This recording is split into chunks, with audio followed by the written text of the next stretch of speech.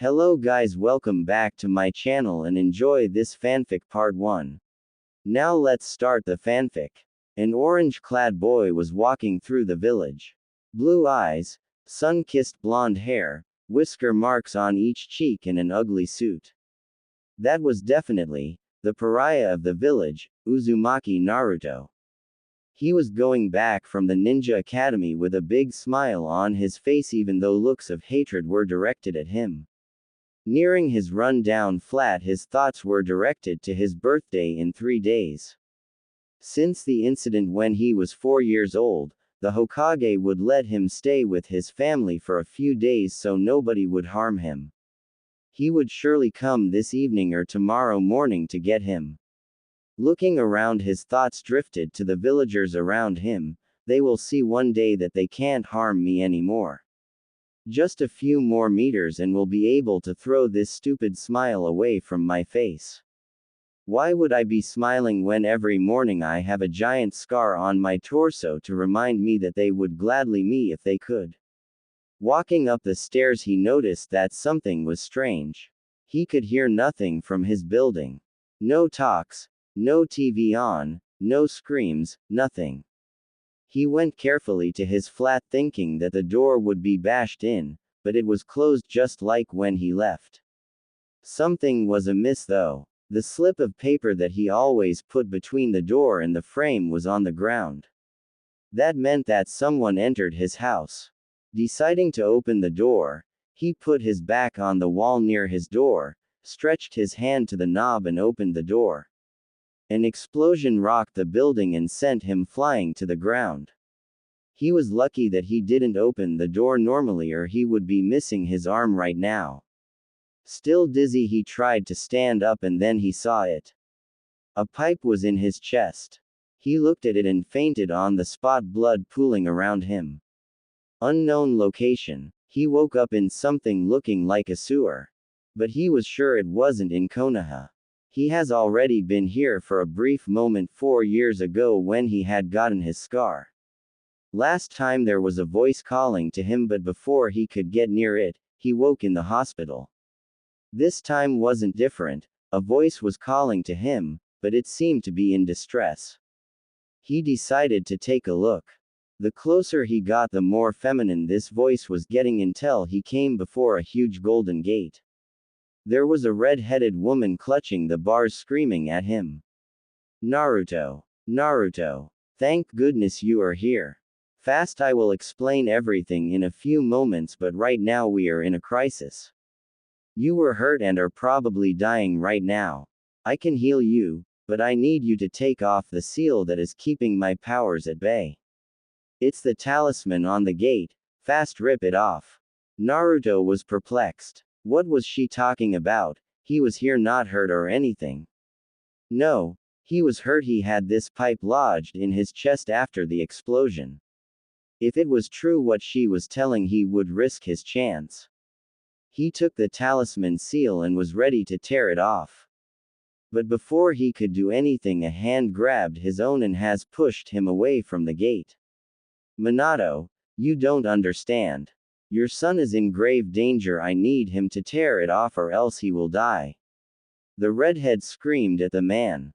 Wait, did she just say son? This man would be his dad. And Minato, the only person to bear this name in the village, was the Yondaime. As he looked up, he could see the face of the man. It really was the Yondaime Hokage. Wasn't he supposed to be dead? I won't let you trick us, Kyuubi. I won't let my son just take off this seal, said Minato. As he was going to just block out the woman, another one appeared. Another redhead, but her hair was much lighter than the woman's behind the bars. She isn't trying to trick you, honey, she is telling the truth.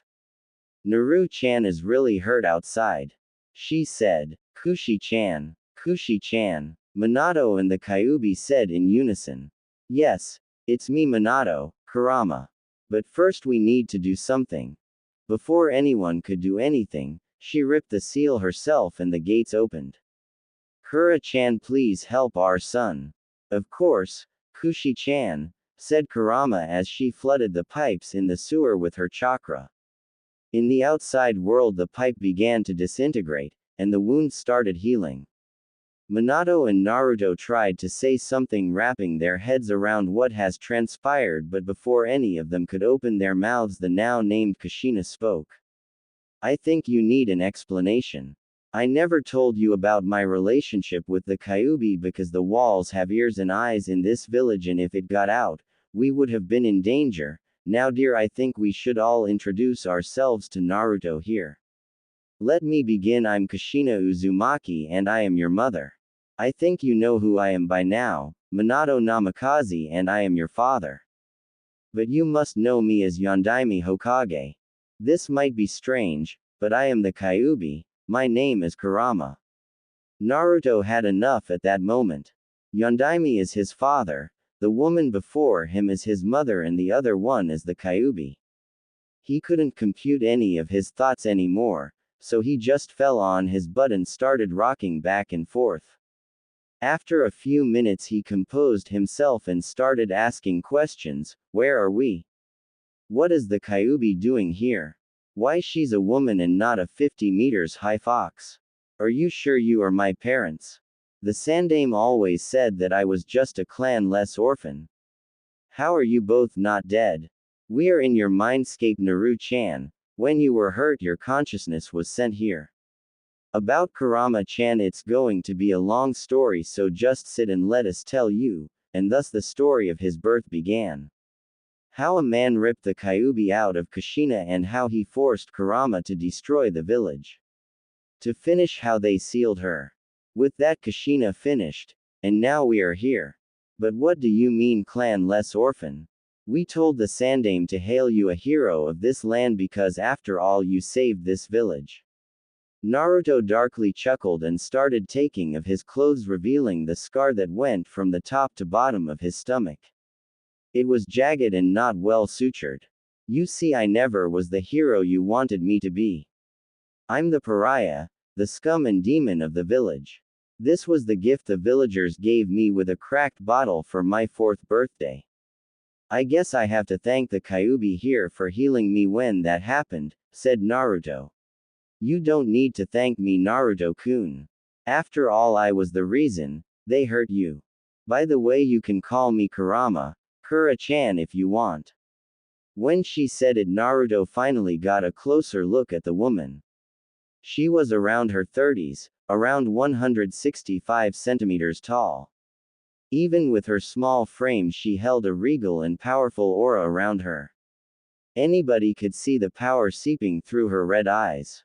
She was wearing a white kimono with just a purple sash to hold it around her body. Her face was that of a kind yet stern queen. She was almost as beautiful as his mother. Still, thank you anyway. Without you at this moment I would have been dead more than a few times, knowing that my fast regeneration was due to your help. He said with a small bow to her.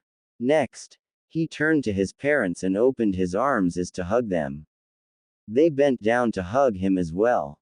He touched their faces. They were so joyful that their son was forgiving them, but then he got a better hold of their heads and slammed their heads together.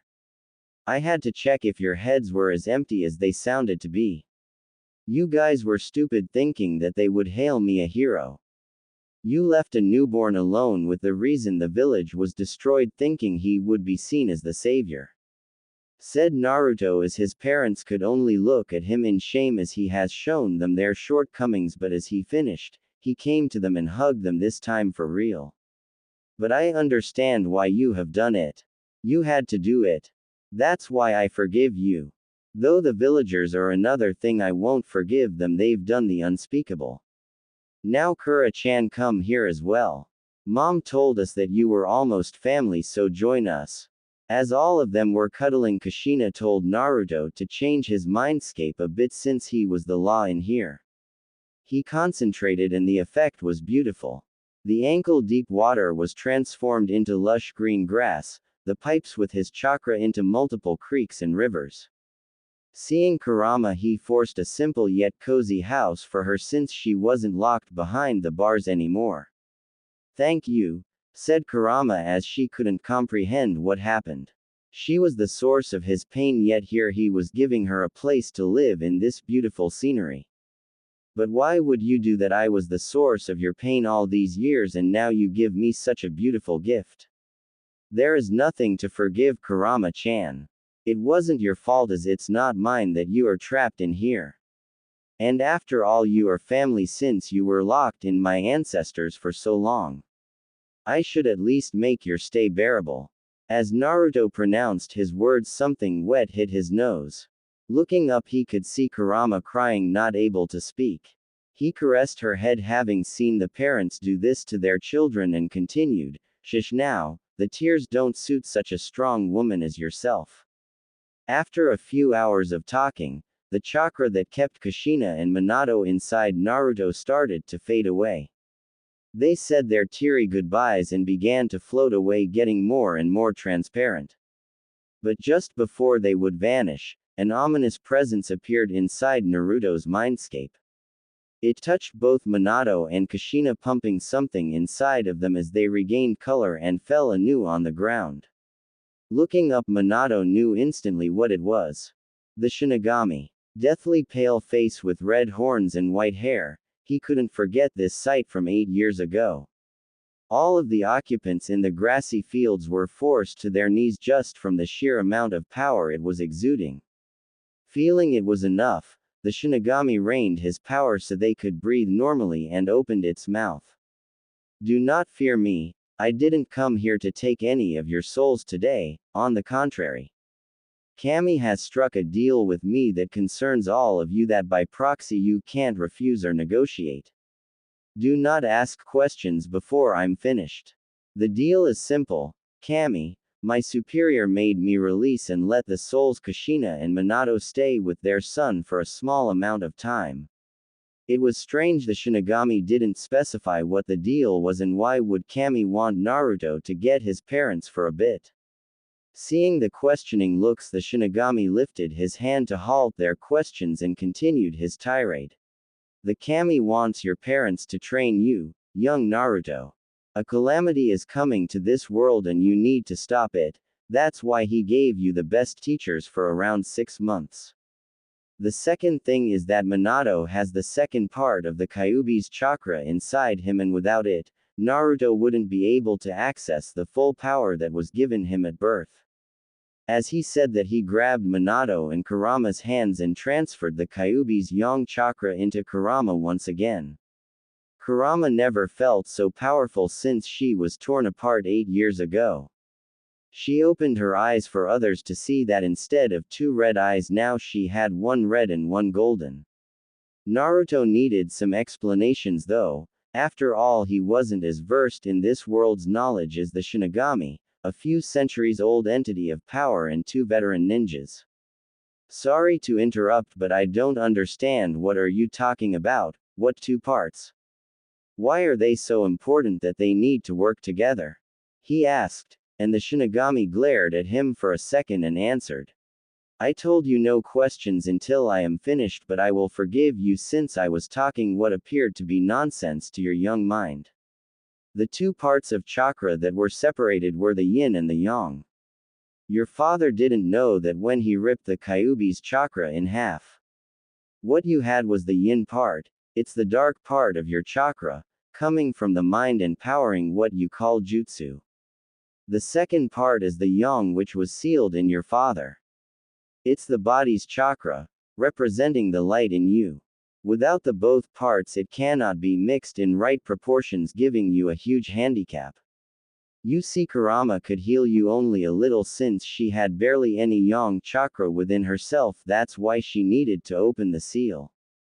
But she couldn't heal you just like that. She used the unfiltered corrosive yin chakra to disintegrate the pipe that was lodged near your heart.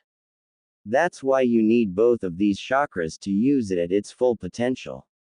Rewinding a few times what was said, Naruto finally nodded his head, showing that he understood and showing to the Shinigami to keep going.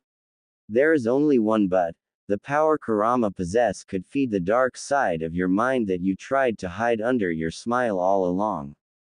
It would transform you into a rampaging beast, a berserker that would harm anyone around you, ally or foe.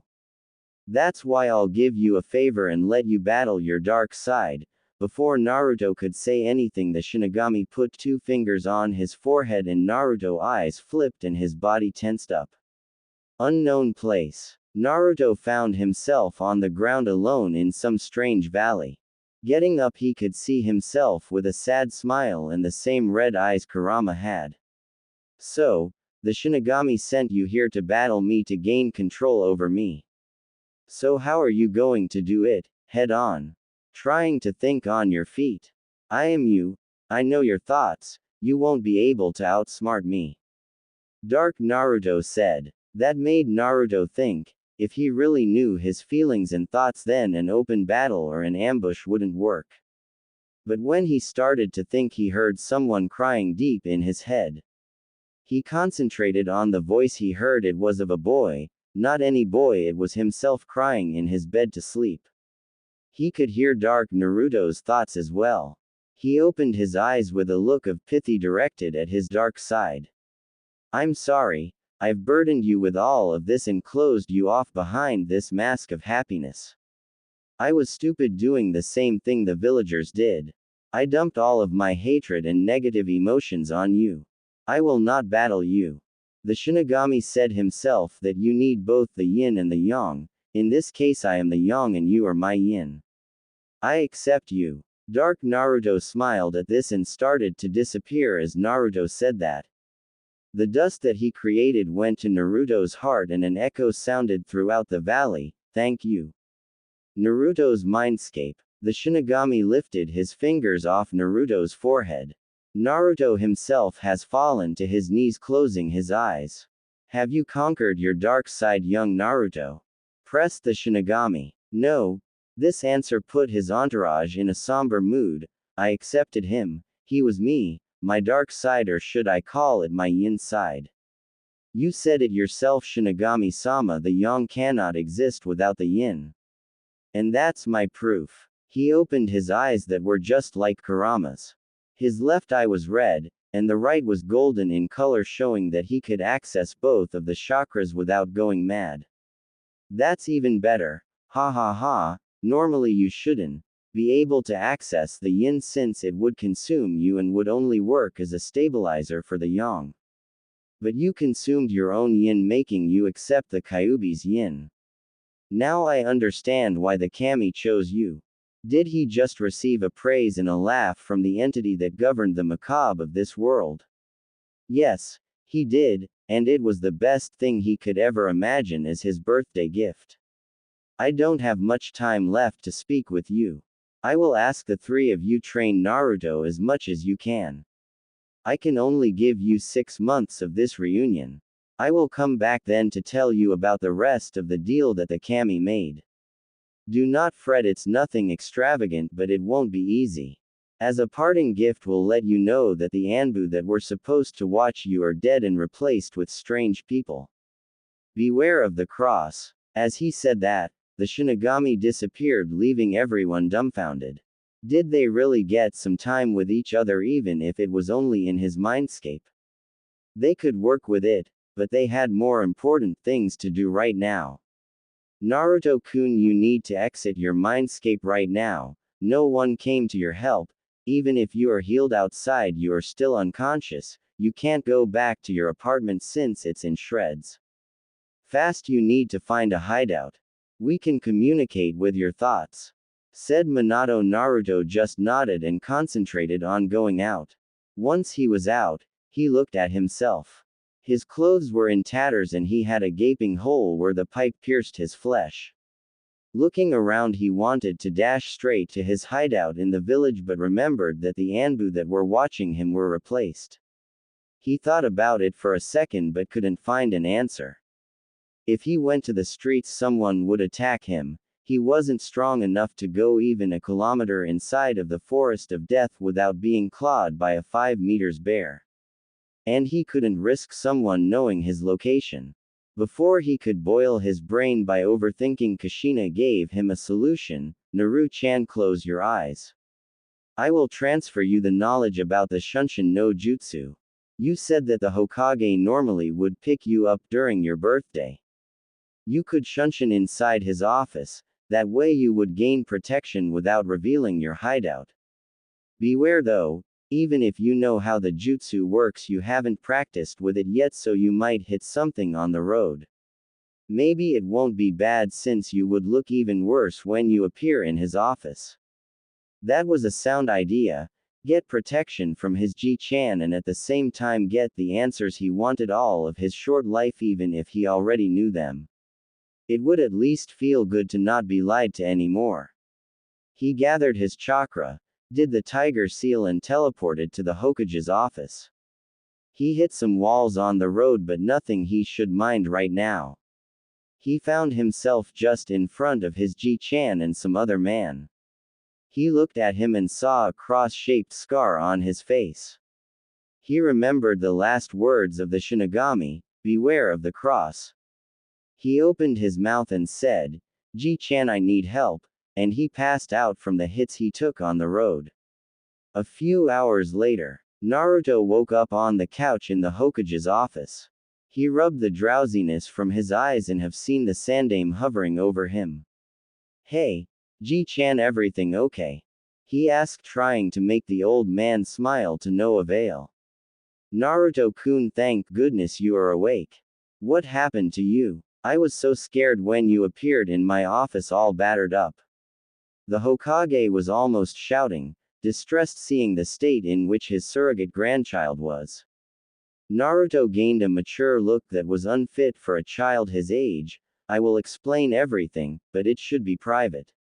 You should dismiss your Anbu and maybe look on the ceiling near the door. Hiruzen waved his hand to dismiss his Anbu and directed them to the place Naruto guided him to. It was strange when an Anbu fell from the ceiling when Hiruzen threw a kunai in there. The Anbu in question had a blank mask, and when it was removed there was a seal on his tongue. Can you tell me how you knew there was someone in the ceiling that even myself didn't detect? I will explain everything. Now you should probably sit down for this because it won't be easy to comprehend. So, it all started today when someone put an explosive in my flat and almost blew me up. He said with a calm voice as if he was talking about the weather. Someone did what? The Sandaime asked. Before I continue, do you want to tell me something? Naruto asked, looking longingly at the photo of the Yondaime. Catching up to what was going on, Hiruzen did a few hand seals to cast a silencing seal on the room. I understand that I cannot lie to you anymore, Naruto-kun. I will be blunt. Hiruzen recounted the story of Naruto's life in shame. When he finished, he was ready to get screamed at or for Naruto to blow up, but he didn't. Naruto lifted himself from his seat, went to his grandfatherly figure and hugged him. Don't worry, Ji-chan, I forgave you already.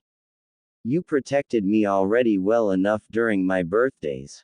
Even if sometimes I got harmed, you shielded me from the worst.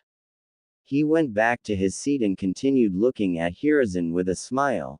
Though just for your information, have you lied to me once again, I would probably start my plan EE. That's for emergency escape. I knew that one day I could be forced out of here, so I prepared myself. Now it's time for you to learn something since there are some holes in what you told me.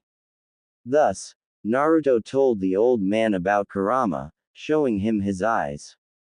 About how he met with his parents and the Shinigami himself. And that's how I felt the man up there with the negative emotion sensing given to me by Kura-chan. That's why I need to ask you for a 6 months training period out of the academy. Anyway, I wouldn't learn much from there since anyone, but Iruka-sensei wants to sabotage me. If you don't believe me, ask for my assignments. Without thinking much, Hiruzen answered, granted. I will arrange everything needed and see through your grades and papers. Anything else that you would need, Naruto-kun? It was a no-brainer for the old Sarutobi. If what Naruto said about his parents' ability to transfer jutsu knowledge to the boy was true, then in a few months and with the right regimen they would have another powerhouse youth like Itachi. Yeah, Could I sleep at your house since my has blown up? Naruto asked with his usual looser behavior while scratching the back of his head. Oh, and 2-chan wanted to make a deal with you. He wants me to be supervised only if in name because it would be strange if I would improve drastically without a teacher. As payment he would tell you how to defeat this. Naruto said, showing the tower of papers on the desk. Yes, you can. I will find someone after your birthday. Now tell me what's the secret? Screamed Hiruzen, almost lifting Naruto by his clothes. I don't know what that means, but he told me to show you this, Naruto said with a sense of panic and made a cross seal. Hiruzen only sat down looking at it. First he showed a smile, then he started laughing and then crying and laughing again and crying again. This sequence repeated for at least 5 minutes until Hiruzen crossed his fingers and shouted Kage Bunshin no Jutsu. Many copies of himself popped up and started doing his work. He stood up and took Naruto's hand and turned his face to the boy. Now Naruto-kun, let's go to my house. Try using Shunshin on both of us. Don't worry, I will guide us out of the harm's way, that way you will understand how to turn properly with the Shunshin. As they arrived at the house, Naruto was spent for the day and asked if he could go to sleep right away. As the sleep has taken him, Hiruzen watched him from the door with a somber expression. Such a young child with such a huge burden. He will be 8 in 3 days and he already has a plan if the village wanted him gone. Time skip 7 days. The worst time has passed for Naruto with Hiruzen and his family. Since his wardrobe was destroyed, he asked for some clothes as his birthday gift. Now he was wearing black shinobi pants with black ninja boots. On the top he had a black long-sleeved shirt with a turtleneck that served as a mask if needed, with an orange Uzumaki swirl on his right arm. Imagine Kakashi's shirt without his Jonin vest. He didn't waste his time since he had only 6 months to master what his parents knew, or at least a part of it. His dad said he wouldn't be learning the Haraishin. It wasn't a technique in his mind anymore. It was a weapon of mass destruction. He was scarred by the nightmares when he remembered what he did with it. He wanted the jutsu to disappear with himself. That's why he never made a scroll to learn it. Anyway, when they have seen what this new chakra of the Kyuubi could do, they knew he wouldn't need it. The yin chakra was corrosive, and if he coated a body part with it, he would burn and dissolve the thing he touched. The problem was that it burned him as well. To a lesser degree, but still the burn would be dangerous. On the other side, the yang chakra strengthened him many times as well as healed him. He could still remember what happened when he coated his fist with the golden flame and punched a tree for the first time. A perfect indentation of his fist was left in the wood. A feat that even some chunin couldn't do.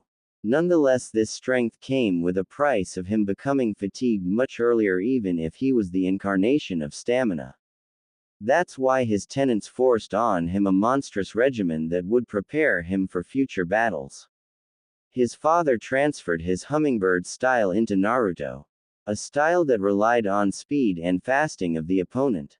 No mercy was given to the enemy, just a fast death. Anyway, Naruto didn't need a heavy-hitting style since he could use the yang chakra to outpower the opponent, or the yin chakra to slowly eat through his opponent if he couldn't get a fast finishing blow. Literally. His mother gave him her sword style, the hidden dragon style. It was then that Naruto understood the profession he was forced to take would lead him into a world of violence and bloodshed.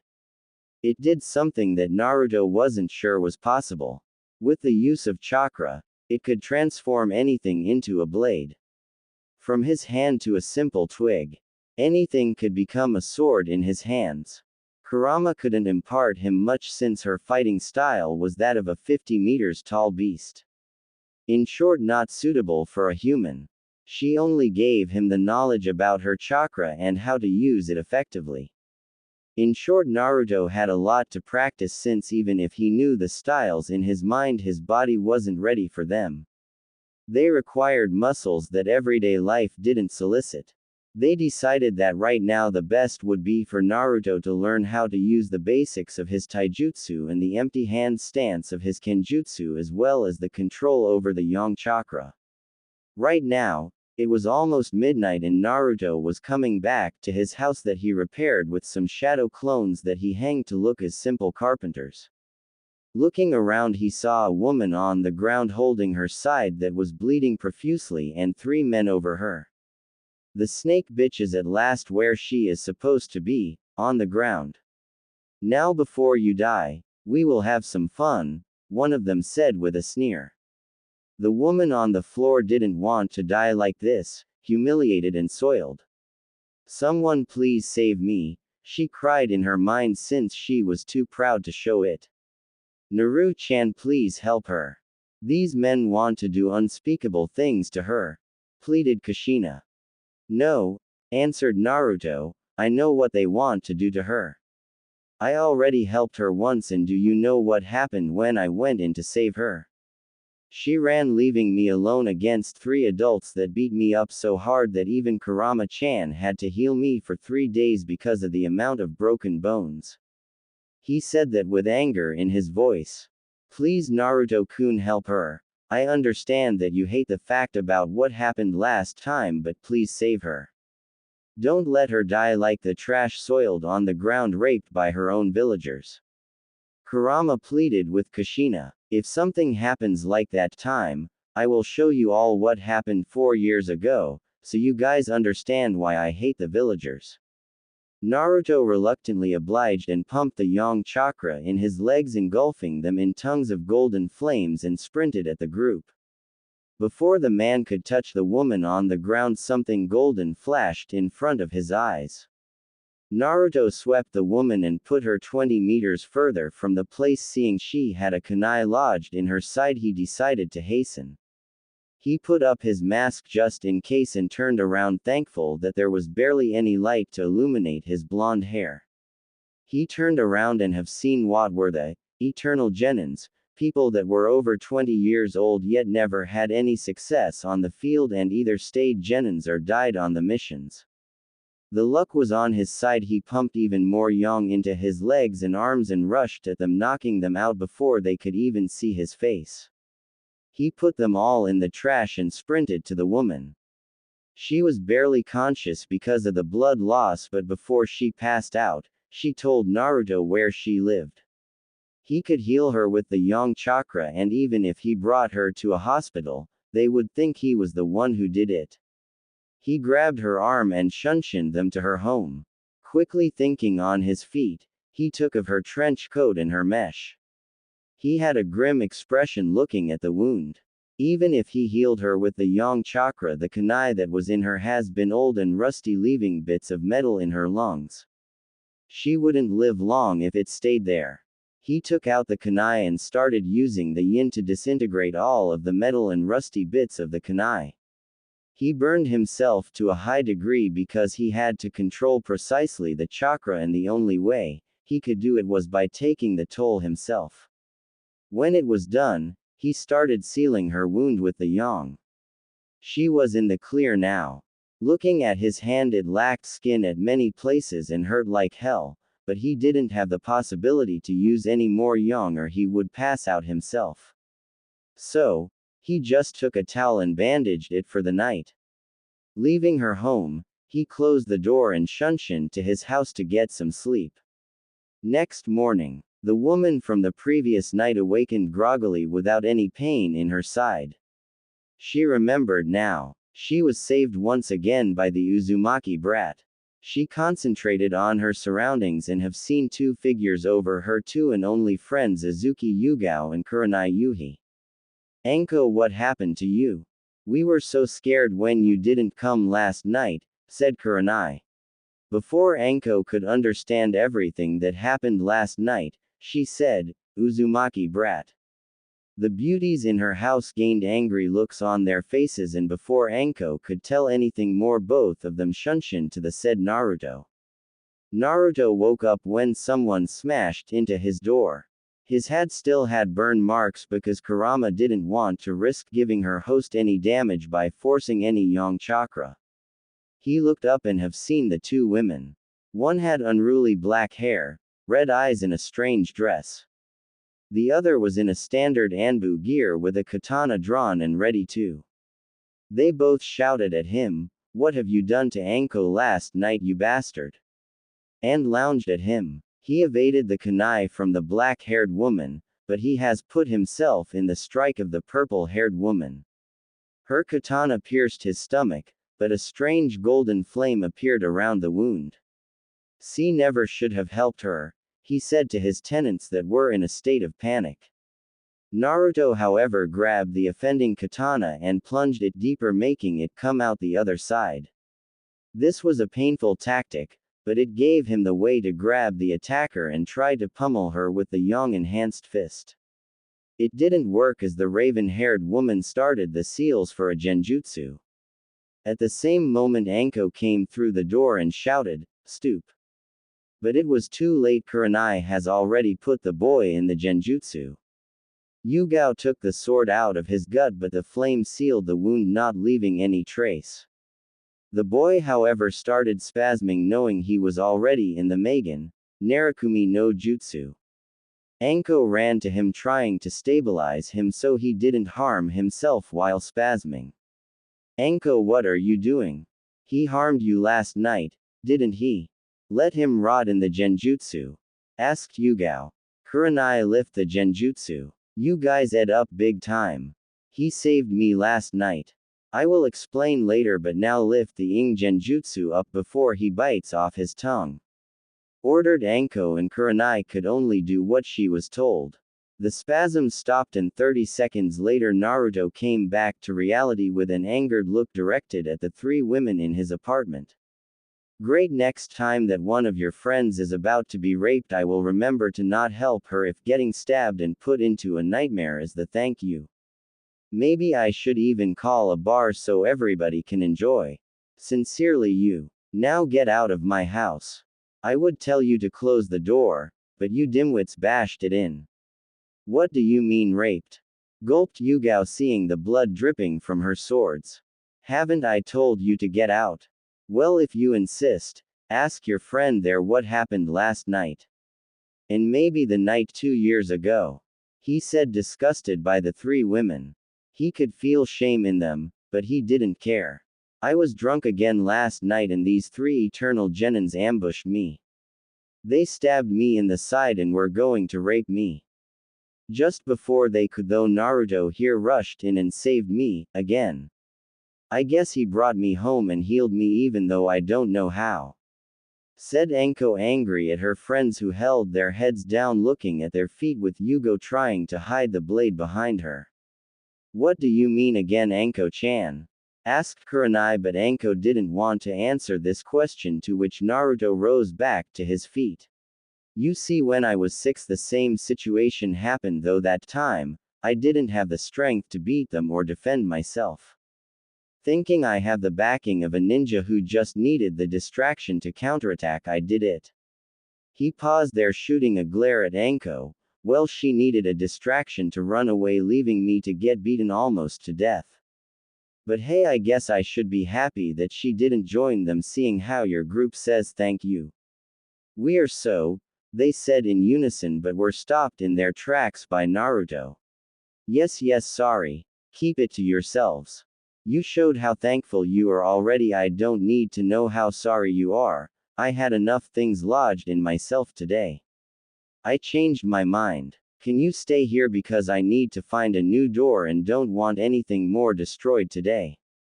As Naruto stomped out of the house and shunshin somewhere. "We ed up big time, didn't we?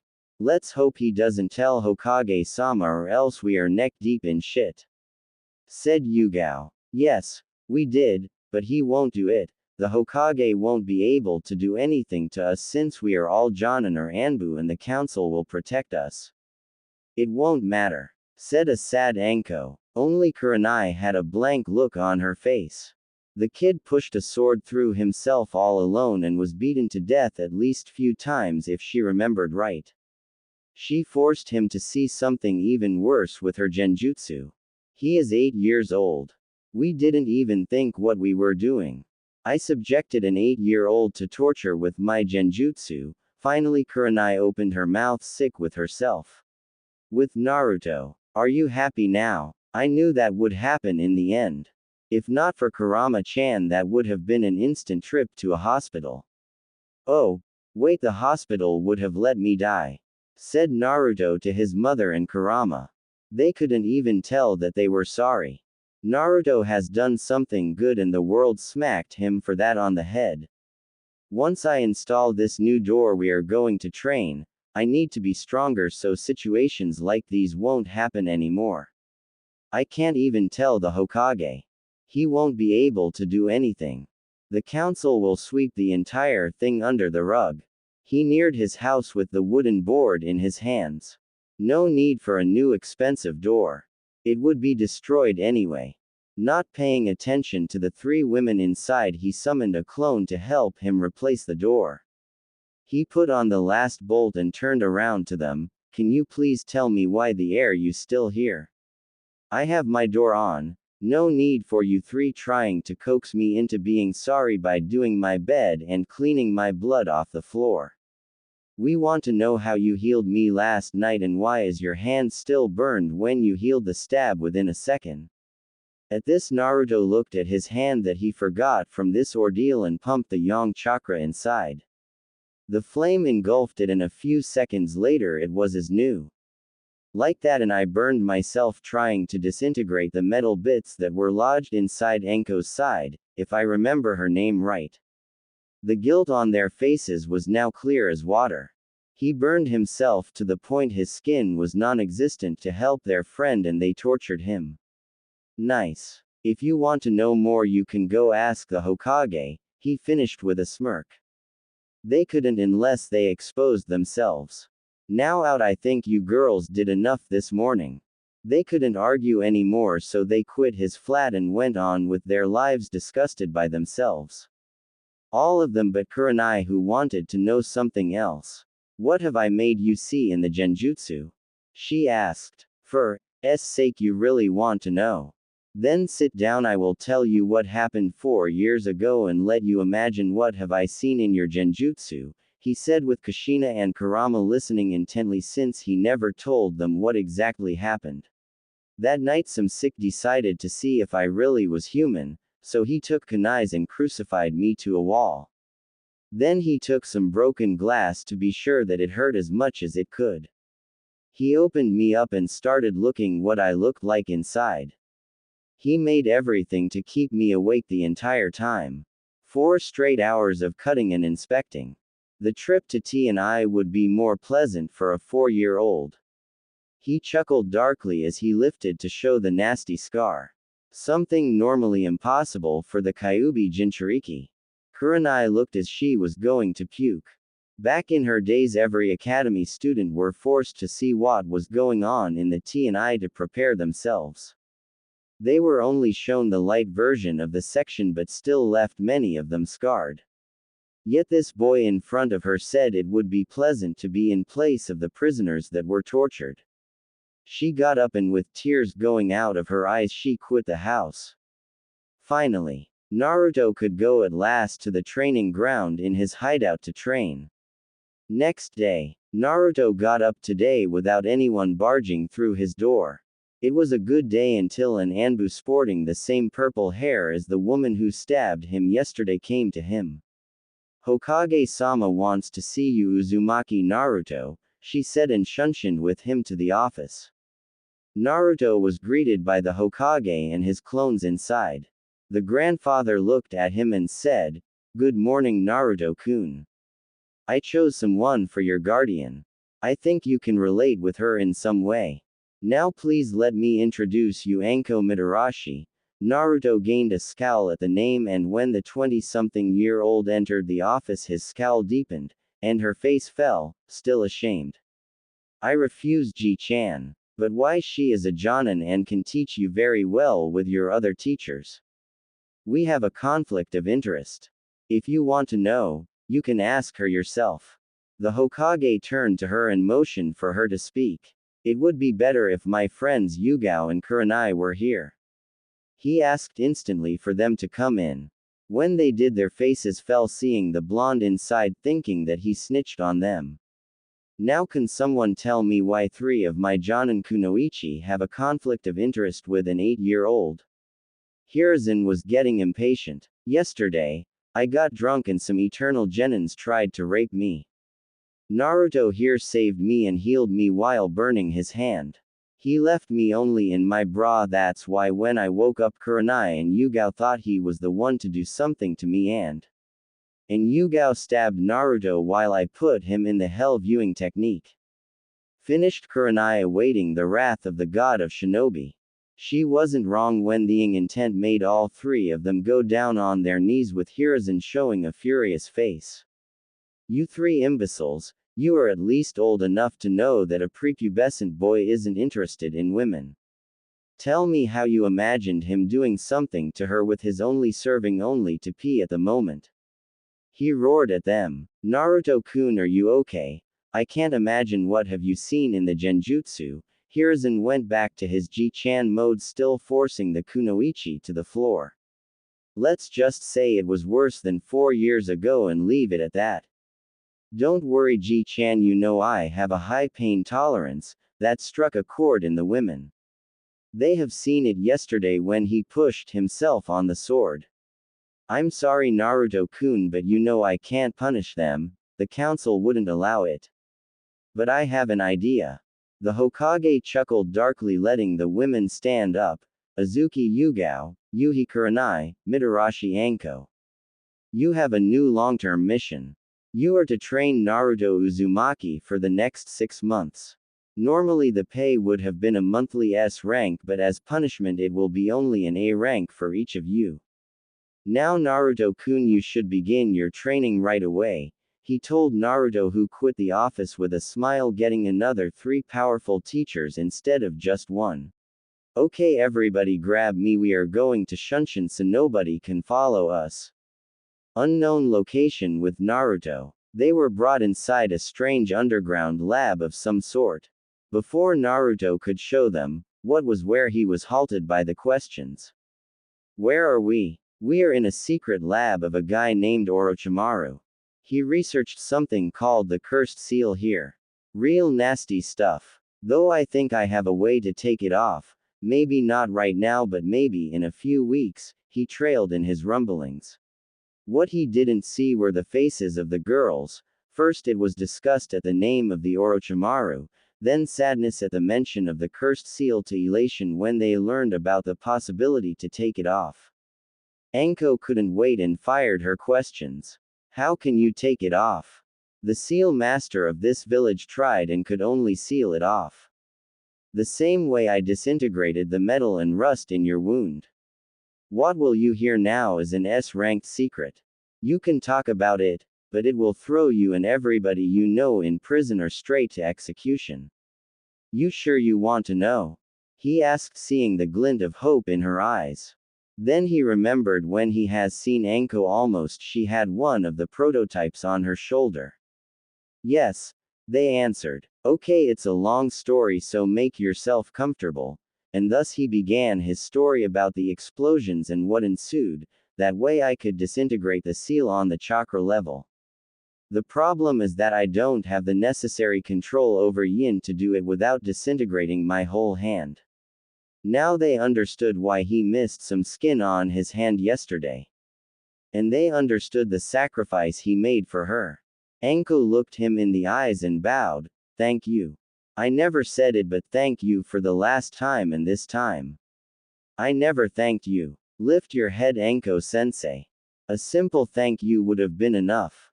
Now shouldn't we start the training, senseis? Naruto told, with a scratch to the back of his hand and spawned 10 clones. If you asked Naruto how his last 5 months were, he would sum it up in one word. Rough. The training was rough. Not only his tenants forced him to practice their specialties and jutsus, but his physical teachers were giving him a tough time as well.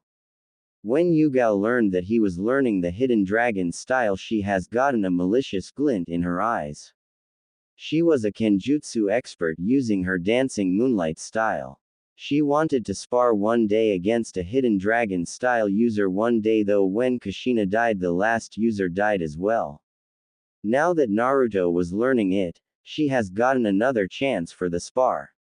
True, even if he mastered it, he wouldn't be able to make her go all out because of his lack of physical strength as a child. But in a few years, she dreamt. Since then Yugao would always train Naruto in Kenjutsu until a point which Naruto accepted her. She had this half-annoying big sister half-caring mother's side which appealed to Naruto. Anko was a bit down because she couldn't force him to become like her. He had his mischievous side, but he wasn't as outgoing like her since he dropped his mask. He became more composed and his pranking lessened. Instead of quantity he went for quality. Her primary objective as his teacher was to give him pointers in nin and taijutsu in the real world. Last but not least, Kurenai was the most depressed out of them because she was virtually useless to him. His massive chakra reserves disabled any use of genjutsu by him. Though she supervised his chakra control. Both his and Kurama's. Speaking of his teachers, their relationships changed by a huge factor. At first Naruto couldn't stand in their vicinity for more than 15 minutes, making them be his teachers only in name. That was until the three kunoichi couldn't stand it anymore and forced him to at least speak to them. Which wasn't that hard. After all, he was strong, even very strong for his age, but they were seasoned jonins. The second one to break the ice was Anko, who followed him everywhere until he gave in. They sat in silence for a few hours until Anko told him her life story and why she was so unbelieving when he told her that he could take off her seal. Naruto found the words of the old Hokage true. They really could relate to each other as he recounted his own story, which was much worse since he couldn't defend himself. After that night he focused even more on the control of the Kyuubi's chakra. He wouldn't let someone else's life be dictated by a seal that was forced on them. Even more since her seal didn't have any real purpose and only hurt her. Speaking of controlling this power, the last one that Naruto warmed to was Kurenai. She could only supervise him in case he did something stupid while practicing. She was beginning to feel more thankful to the kid when she saw what training he did to liberate her close friend from clutches of an evil mastermind. He began to learn how to use seals. He was far from being a seal master or even considered good by Konoha's standards. He did simple seals on paper and then tried to erase them without even touching the paper with the yin chakra. The problem was that such a precision aggravated the toll on his own burns. This was even worse because the damage would have dispelled his clones. So, every evening he finished with a hand that lacked skin all over it. To a point where he once went too far, the pain was unbearable, and the yin started seeping through his wounds, making them worse. This time Kurenai has put her craft into a better use. She put Naruto into a genjutsu that soothed him right away, making him regain unconsciously reins over his powers. Flashback. Naruto woke up with a feeling of something wet hitting his face. Groggily opening his eyes, he has seen the face of Kurenai. A crying Kurenai. Did he do something that made her cry? Seeing his eyes opening, Kurenai hugged the boy with a smile. On the contrary, Naruto wasn't very fond of the action. He didn't like being touched by strangers. Yes, he did hug Kurama or his parents, but his life taught him that contact with strangers meant pain. He struggled to get out of the embrace. Kurenai responded by frowning and keeping the boy even stronger in her arms.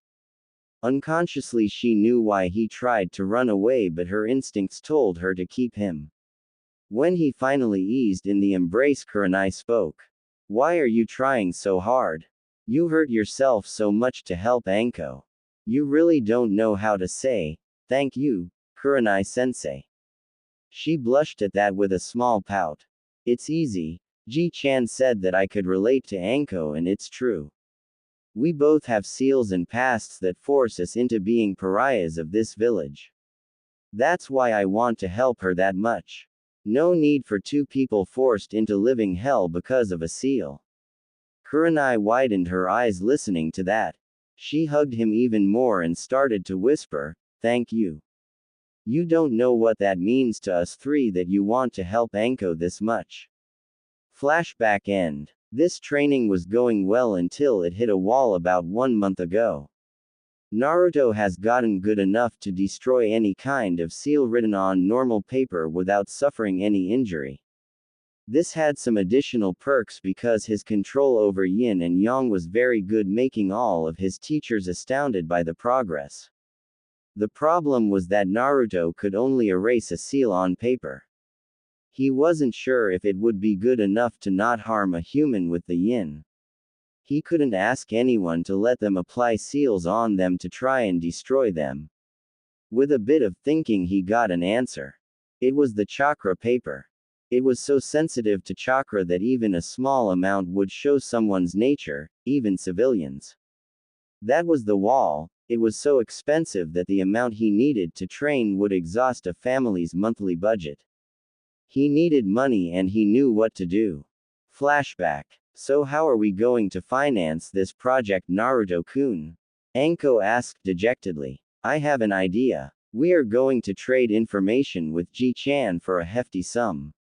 To be exact, the information about all of Orochimaru's hideouts in the village. Naruto responded with a naughty smirk.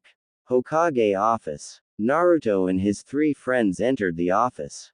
The sight pleased Hiruzen as all four of them were smiling and Kurenai was ruffing Naruto's hair. Finally, Naruto gained some friends even if they were more than double his age. What brings you here at this fine day?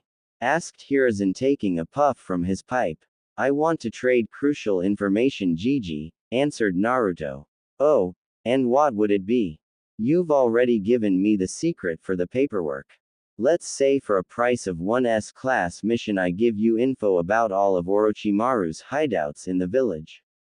This put Hiruzen straight into his Hokage mode. This wasn't a simple matter anymore. If they could gather data about his older student from there, it would greatly benefit the village. Naruto, how did you come to get this intel? Tell me, quickly. This scared Naruto a bit. Gulping, he answered. You remember about my plan EE. The place that I chose for my hideout turned out to be one of his cleaner laboratories. Inside there was a map with all of them inside the village. I would be cautious though. I've been to some of them and most of them aren't as pretty as my own. If it's true that map is worth much more than a simple S rank, I will give you an equivalent of 2 S ranks. Now give me the map. Naruto unsealed 2 scrolls and given it to him. There is the map. I erased the location of my hideout, so in compensation I've gathered everything in there that belonged to Orochimaru and sealed it in the other scroll. Sarutobi opened the scroll and gave a nod. He took a piece of paper and scribbled something on it. Here, take this downstairs, the Chunin will give you the money. Yugao sensei, can you do this and go buy the necessary amount? About 4 kilos. It would be easier if someone with a higher rank would do this. Naruto gave her the slip, but she refused. I can't, Naruto-kun. I need to talk to the Hokage about you. The 3 of us already talked about it. Please, Kurenai, can you do what he asked? Hiruzen looked at her quizzically, and after Kurenai left he motioned her to speak. You see, Hokage-sama, Naruto here grows fast, too fast. It would be stupid to send him back to the academy. He would destroy his class 10 times over with a single strike if he wanted to. It would be a waste of his talents to do it. I propose to enroll him into Anbu. We all know here that Anbu aren't only Junins. Sometimes we recruit even Genins because of their abilities. Naruto-kun fits the bill perfectly. He's already stronger than any genin and his abilities make him even stronger. He's like Tsunade-sama, a medic that can destroy keeps. I will let you look into that. Flashback end. A few days ago, Naruto perfected his use of yin. Even if by accidents he discovered many times his affinity for wind and slight fire caused by Kurama's chakra flowing through his body since day one, he found a way to disintegrate seals written on the chakra paper.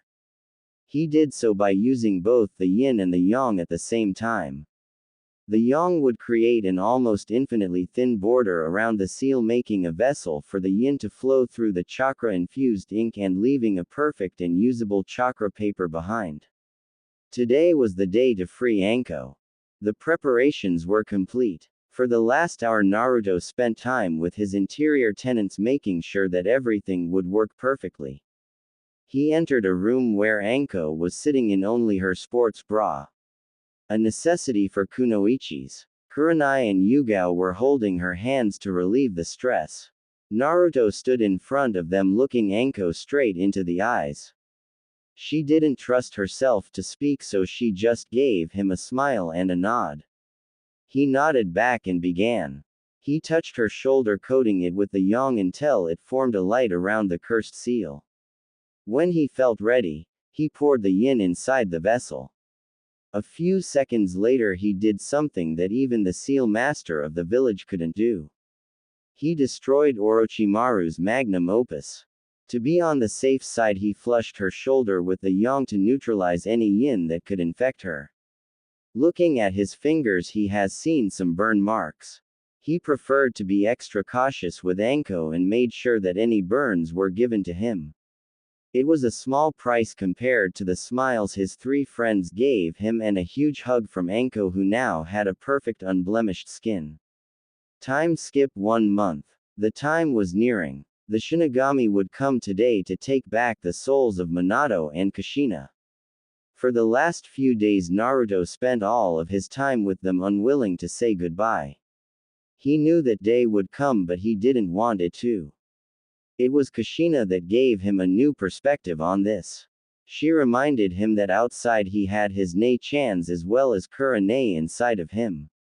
Since the day that Naruto freed Anko, the three of his senseis became something else to him, a family.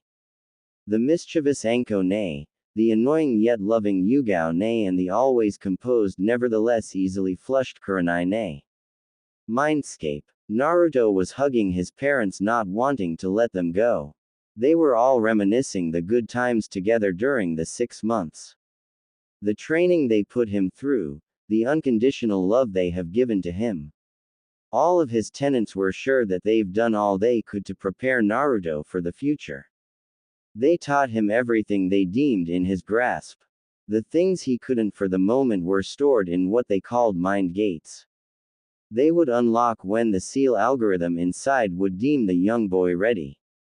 He could rival now an early Chunin in strength, but he had invented a few techniques that could multiply his strength tenfold. One of them was what he called the Biju cannon. He found out about it when he learned how to shoot a small amount of yin or yang from his fingers, but anything more would throw him back because of Newton's third law. He counteracted it by shooting the chakra in 2 opposite directions. This countered the thrust he produced to the front and gave him quite a forest razor. Yes, I based it on Suna's X-burner from KHR. Right now, he was on the process of concentrating the beam to, instead of getting a wide spread, he would get a long-range laser to from afar. Their rumblings were cut short when they felt the same ominous presence from 6 months ago. The Shinigami was back to take the souls of Minato and Kushina and specify the rest of the deal. Greetings, mortals. I hope you all prepared yourselves. Your time has come. Before I take you, I must commend the training you have given to the young Naruto. Don't worry, you will be taken to heaven instead of my stomach as a thank you from Kami himself. Now to the last part of the deal I've told you about. I need you to take the lives of 2 men who caused so much chaos in this world. The first one is Orochimaru the Snake Sannin, and the second one is someone who calls himself Uchiha Madara, yet he's a simple imposter. You've all met him once already. The hint is a spiral orange mask. When he said the last line, the room dropped a few degrees, and everyone was furious. That was the man that destroyed their family and lives. At least it was a good incentive for Naruto to train even harder from now on. Say your last goodbyes now since you won't be seeing each other in a long time. Naruto hugged his parents, forcing his tears to never come out. He would make them proud and wanted them to remember him as a strong, growing, and cheerful boy. He wasn't going himself to spoil this memory by his tears. Hideout. Naruto came back to himself in the real world. He looked around and started crying for the first time since a long time. Soon his sisters came to soothe him until he cried himself to sleep with his head on Kurenai's lap. Sometimes you forget he's just a child. He's not even 9 and tomorrow he will begin his training in Anbu. Seeing him cry like that makes you question the order of this world where children have to each other for their village," said Kurenai, brushing one of Naruto's locks out of his face. Next day, Naruto was brought to the Hokage's office by his ex-teachers since yesterday their mission has come to an end. Today his life would change drastically. He would be incorporated into the Anbu. He shouldn't even be a genin at his age yet the Anbu was going to welcome him. Like you've said, I pondered about the Anbu route for Naruto, and after you've told me about his exploits it would be dangerous to make him go back to the academy. Kurenai, Anko, from this day you regain your duties to the village. Yugao, or should I say Neko, you take Naruto to the Anbu HQ. They know everything and his compulsory training will start in 2 days. Dismissed. Yugao took back her mask and put it over her face. She grabbed Naruto's shoulder and shunshin to the Anbu HQ. Kurenai and Anko took the more traditional way out of the building. That is through the door. It's going to be much less lively without him, said Anko with a sigh, going to her house until the next mission. Meanwhile at the academy, Iruka had enough. It was Monday, he had a hangover and his students were always the liveliest on Mondays. This was going to be a long day. He scanned over this class, still asking himself if the clan heads had an orgy or something. Most of the clan heirs were in this class. What are the chances for this to happen in a single year? This had to be planned. Suddenly a hand rose. This wouldn't be strange, but the person who raised the hand. It was the shyest and meekest to be Kunoichi he knew, Hinata Hyuga. It had to be urgent if the girl dared to ask something in front of class. Yes. What is it, Hinata? He asked tentatively. Sensei, do you know what happened to Naruto-kun? The idiot surely dropped out. Someone shouted from the back, making all of the class laugh. Actually no, Akima. He was taken into an apprenticeship by a jonin. This was at least what he was told by the Hokage. The laughter ceased and no one dared to say anything more until a screeching voice shouted. Ha! The idiot had to be taken into apprenticeship or else he would himself. The voice appeared to be coming from a pink-haired girl, Sakura Haruno. She was in this class only because her mother forced it. The laughs began anew, safe from a few people. The first one was Sasuke Uchiha. He was too cool to laugh and had a better things to do, like having a stare-off with his archnemesis, the wall. The second one was Hinata. The last was a platinum blonde girl, Yamanka Ino. She never spoke to the other blonde, but she always thought he was funny in some way. After everybody calmed down, Iruka pursued with the normal art class. It was useless, but at least the brats shut up. Time skip 6 months. Naruto just turned 9 today. He had a huge birthday gift presented to him by the Anbu commander. His own mask and the Anbu tattoo on his right shoulder, meaning he finally completed the Anbu training and would become a true ninja. Yugao came to the commander office with Naruto in tow for the inauguration, as she was the referent for the soon-to-become Anbu. Dragon was sitting behind his desk with a blank mask on his desk, as well as another nameless Anbu with a tattooing equipment. He motioned Naruto to go to the Anbu for the tattoo. 1 hour later it was done. He was happy that the ink they used was chakra-based, so unless you had to show it, it would stay hidden because he has foregone the sleeves on his shirt as he always burned them off while using Biju cannon at full power.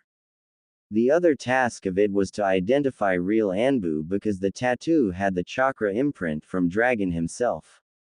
Naruto took the mask, presented it to him, not understanding why it was blank. Seeing this, Dragon explained, "The mask of an Anbu is like his ID, no one has the same photo on it, right? It's the same for us, the mask will give you your new identity when you put it on."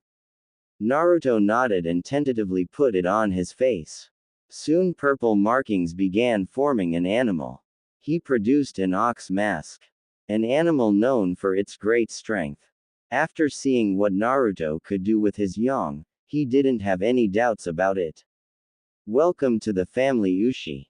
Stay in the HQ, tomorrow morning I will have the first mission for you," said the commander. Next day, Naruto was woken up by Yugao at 5 a.m. to announce that Dragon wanted their presence in his office at 6 a.m. When he got ready, she gave him a long box. "I couldn't give you your birthday present yesterday. Happy birthday, Naruto. Come on, open it." Inside the box was a 50 centimeters long wakizashi. It was perfectly pitch black and fit into a matte black scabbard, suited for a ninja since a reflection from a normal blade could reveal your position. It was beautifully crafted. It is coated in chakra metal, that way you keep a normal blade's sturdiness with the capacity to put chakra out. "I went for the wakizashi because of your style and the Hin no Jutsu you learned from Asuma. It was at the time when Kurenai traded her favor with Asuma to help Naruto learn the wind chakra." "Yugao, nay, you shouldn't have. Thank you so much." He hugged his sister in a bliss. "It's okay, Naruto-kun. Now let's go see Dragon before he chews us both for being tardy." When they entered his office, Dragon was sitting once again behind his desk. What did he do all day other than sitting? Did he sleep there? Was he even human? Perfect timing, 6 a.m. "I have a mission for both of you since Neko you are still his referent until the end of this mission. It will be simple. The Hokage wanted to see the firepower of Ushi in a real-life situation, don't hold any stops. Neko will carry you back if you exhaust your chakra. Don't worry, it's all accounted for." He turned around and given them the files. "The mission is simple, some Nukenin have gathered around 80 bandits around them. You are to infiltrate the camp. If there are prisoners, escort them out and then raise the camp to the ground." Dismissed. As fast as they could, Naruto and Yugao ran to the place around 100 kilometers away. They spotted a good place to oversee the camp and check for prisoners from afar. Thankfully or not, there were none in this camp, only bandits and Nukenins inside. This was good. They could launch an ambush attack at full power from the start. A few hours later they had a plan. Yugao was here to only serve as an emergency backup in case something went wrong. They waited until the bandits would be the most tired from the day and the hour has come. Naruto made clones to secure a perimeter in case someone escaped. He recited the Anbu teachings, "They aren't humans, only targets too, for the good of the village." He signed to Yugao, who signed back to him. He gave her his hands and she gripped them with all of her strength. She spun him around and threw him in the air in the direction of the camp. She herself went farther away, knowing the plan. When the bandits have seen a golden light in the sky, and someone scream Yang meteor, it was already too late. Naruto concentrated Yang in his legs and used the principle of the Biju cannon to propulse himself to the ground at an immense speed. A few clones have done the same, unleashing a hellish blast of energy, evaporating anything in the radius of 10 meters around and throwing back everything else. The clones popped at the impact themselves as the blast was too much for them. The real Naruto, stealing his nerves, used his new Biju cannon variation. He pumped yin into his hands and thrust them outwards as to a normal one and screamed Biju tornado. It started with the streams of yin shooting 50 meters at each side. When this was ready, He put his arms at an angle making the thrust spin him around. Yugao herself was astounded. She hit the stop at her timer when the light from the yin bubbly and red chakra died down, letting her see a perfect circle where nothing but Naruto existed. 30 seconds was the time he needed to destroy the camp. She wasn't sure if she would even be able to beat his time. It was the right call to put him to Anbu. Maybe he wasn't strong enough to fare against single strong ninja, but his role as a castle destroyer was fulfilled even better than she thought. In her amazement, she hasn't seen Naruto falling to the ground because of chakra and mental exhaustion. The Anbu were prepared for anything on the missions because they were 90% of the time veterans. Naruto was integrated into Anbu before he even became a genin the normal way. This had to be over 80s for his first one. It had to take a toll on him. She rapidly took him on her back, whispering, "You did good, Naruto." She sprinted straight to the HQ to give her report to Dragon while Naruto was still asleep on her back. "Neko, you are faster than I predicted. Did something wrong happen on the mission?" "No, sir. Everything went perfectly and Ushi did like you told him. He lifted all of the stops, that's why he's still asleep." "Good, now give me the report." We went to the destined location and positioned ourselves on a hill near the camp. Ushi used his negative emotion sensing to determine that there were no prisoners. We waited for the night to make the ambush. All it took was around 30 seconds for the camp to cease existing. Nothing was left. I took a photo to prove the carnage that was made. She took a photo from her pouch and given it to him. It showed a perfect circle of ground. The grass was annihilated as well as a few meters of the soil. That's almost alarming. That would put him on par with our rank demolishers, at least at this occasion. I already have the report from the drill instructors about his strength, but I want your honest opinion about him. Ushi is the typical case of the Anbu that we take for their special powers and bloodlines at an early age. His personal skills are at most mid-chunin, which is above good for a child his age, but most of the ANBUs would destroy him. His skills wouldn't save him since most of them require charging for a small amount of time. In the future he should concentrate about his normal ninja skills. Understood.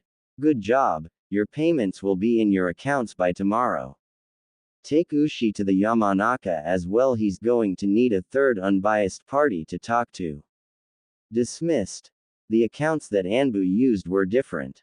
They had their own bank that passed their funds through some other Anbu-made banks that accepted anyone. This way their identities remained well hidden. Yugao took Naruto to the nursing dormitories for him to sleep. She took off his boots, mask and armor.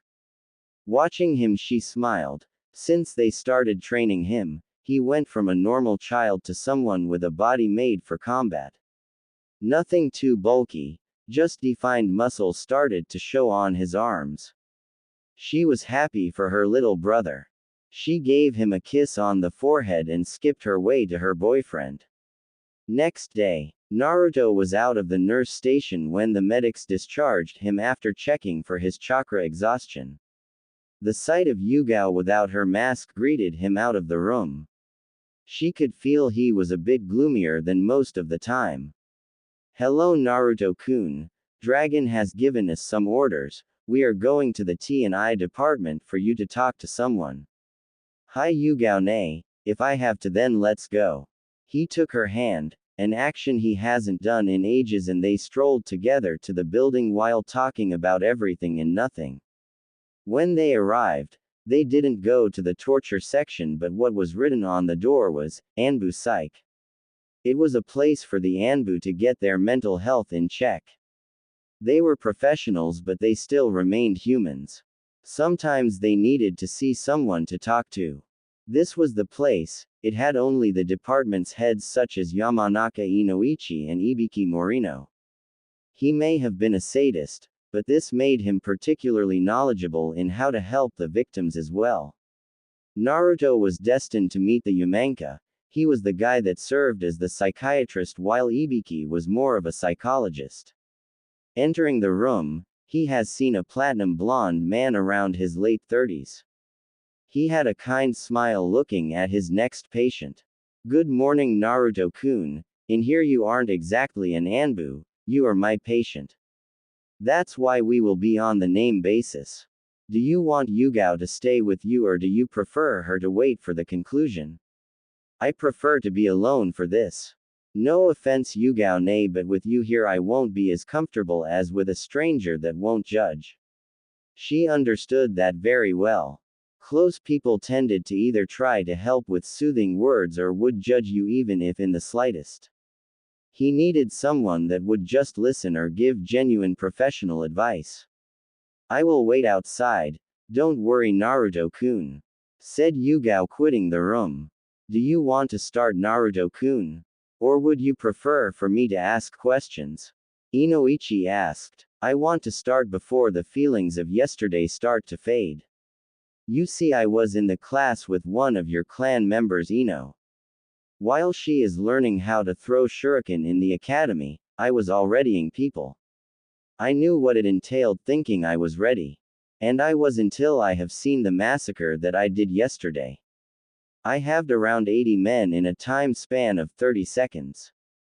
And it was only the first time. I will do these missions often now. I know that I was always supposed to be a weapon for this village.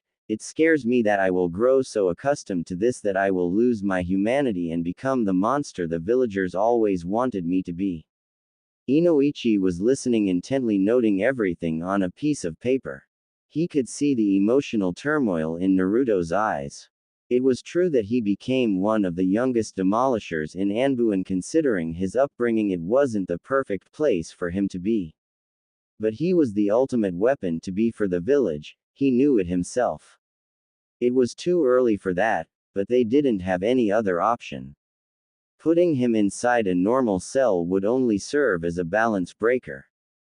Listen Naruto-kun, we all think we are ready to when we quit the training, every time it backfires on us.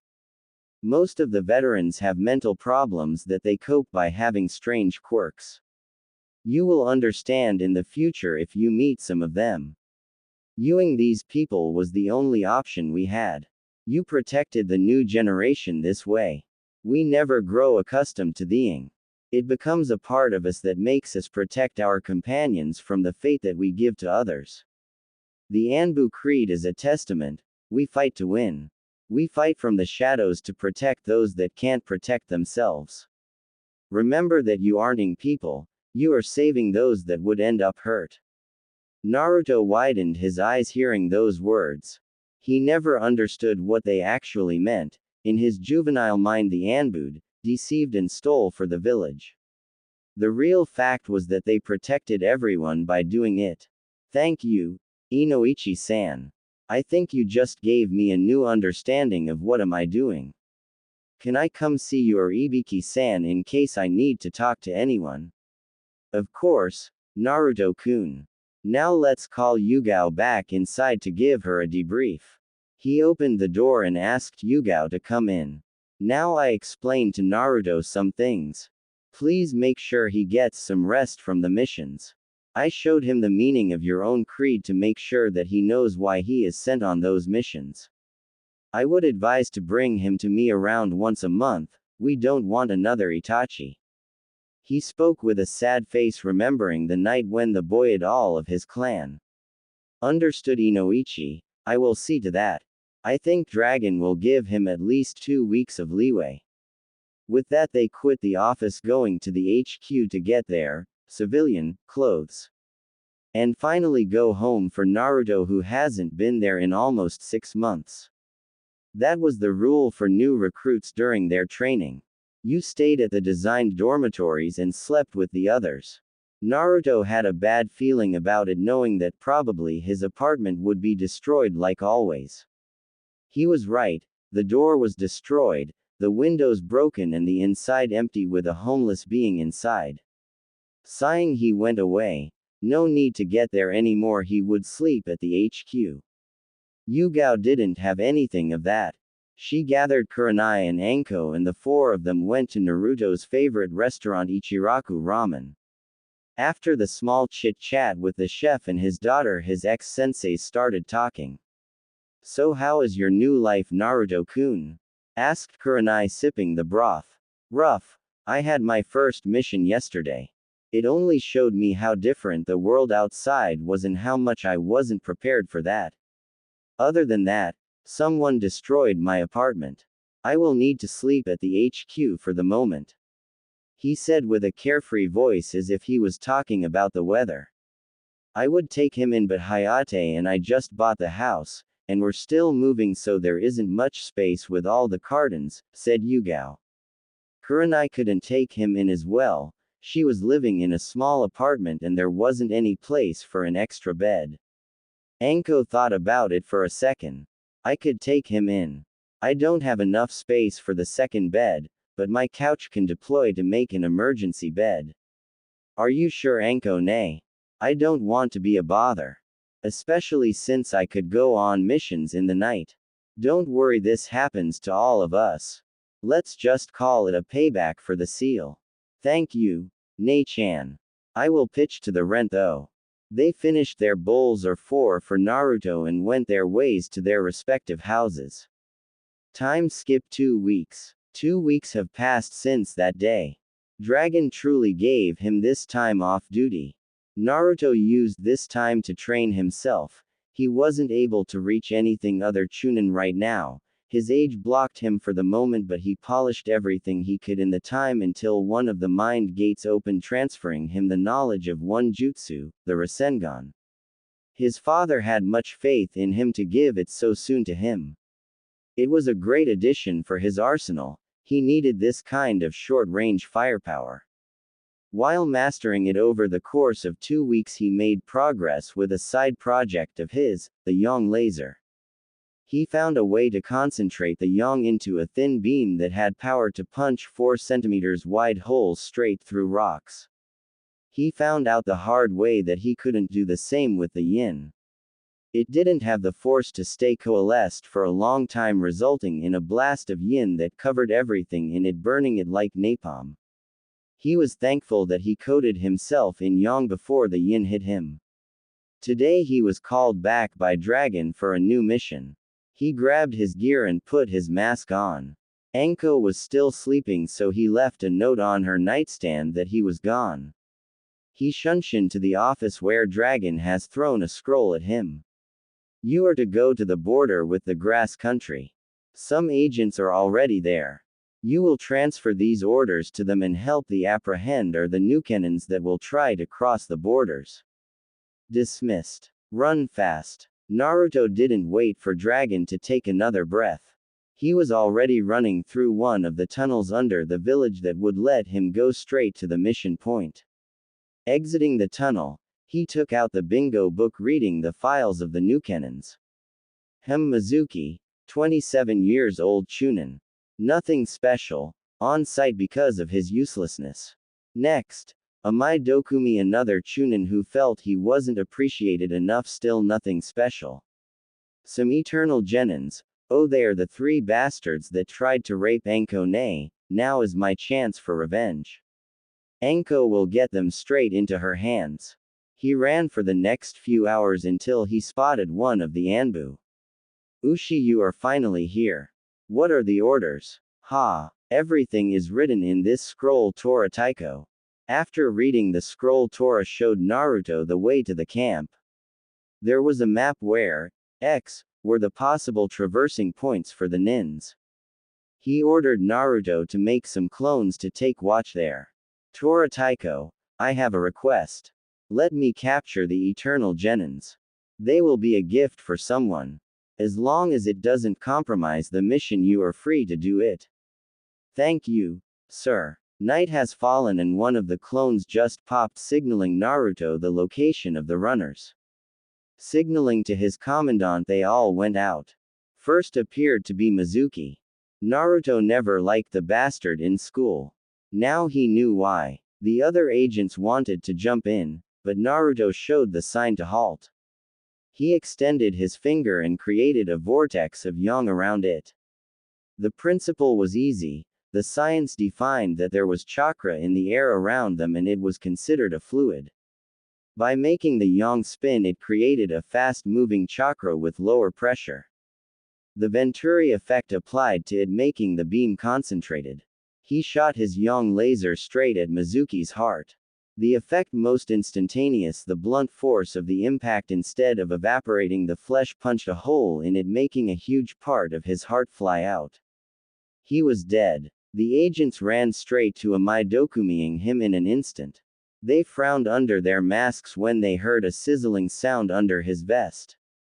The bastard would try to injure them even in death. They ran away as fast as they could, but Shika deer was hit with a shrapnel of wood that went through his leg. Naruto wanted to go straight to the other 3 targets.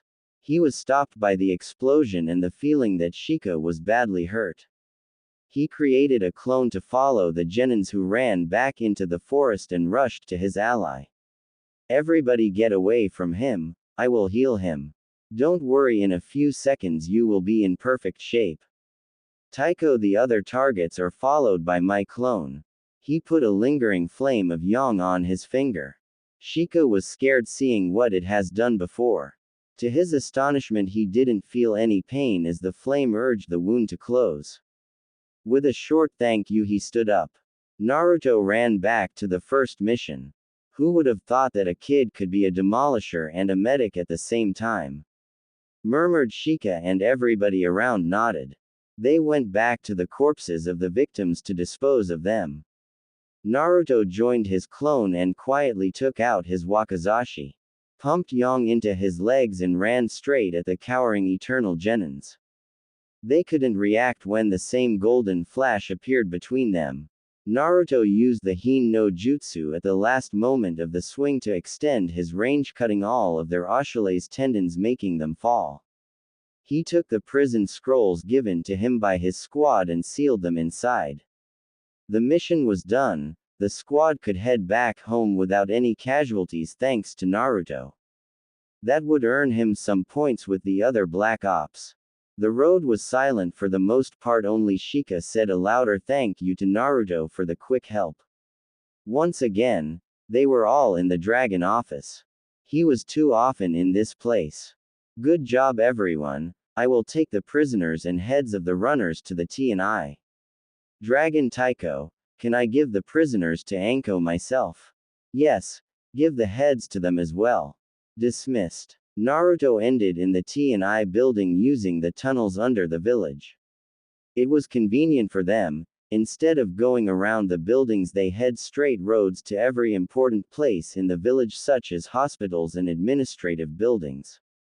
He has seen Anko lounging on a couch drinking coffee and chatting with Ibiki about a new torture she invented. It was deranging to hear them laugh about it. Maybe these were the quirks that Inoichi told him about. He put his mask on his belt and greeted the both. Hello Ibiki-san, Anko-ne. I have brought you some gifts, 2 heads to scan and 3 eternal genins that you know pretty well, Anko-ne, he said with a mischievous smile, throwing them the scrolls. Anko reciprocated the smile with her own and stood up.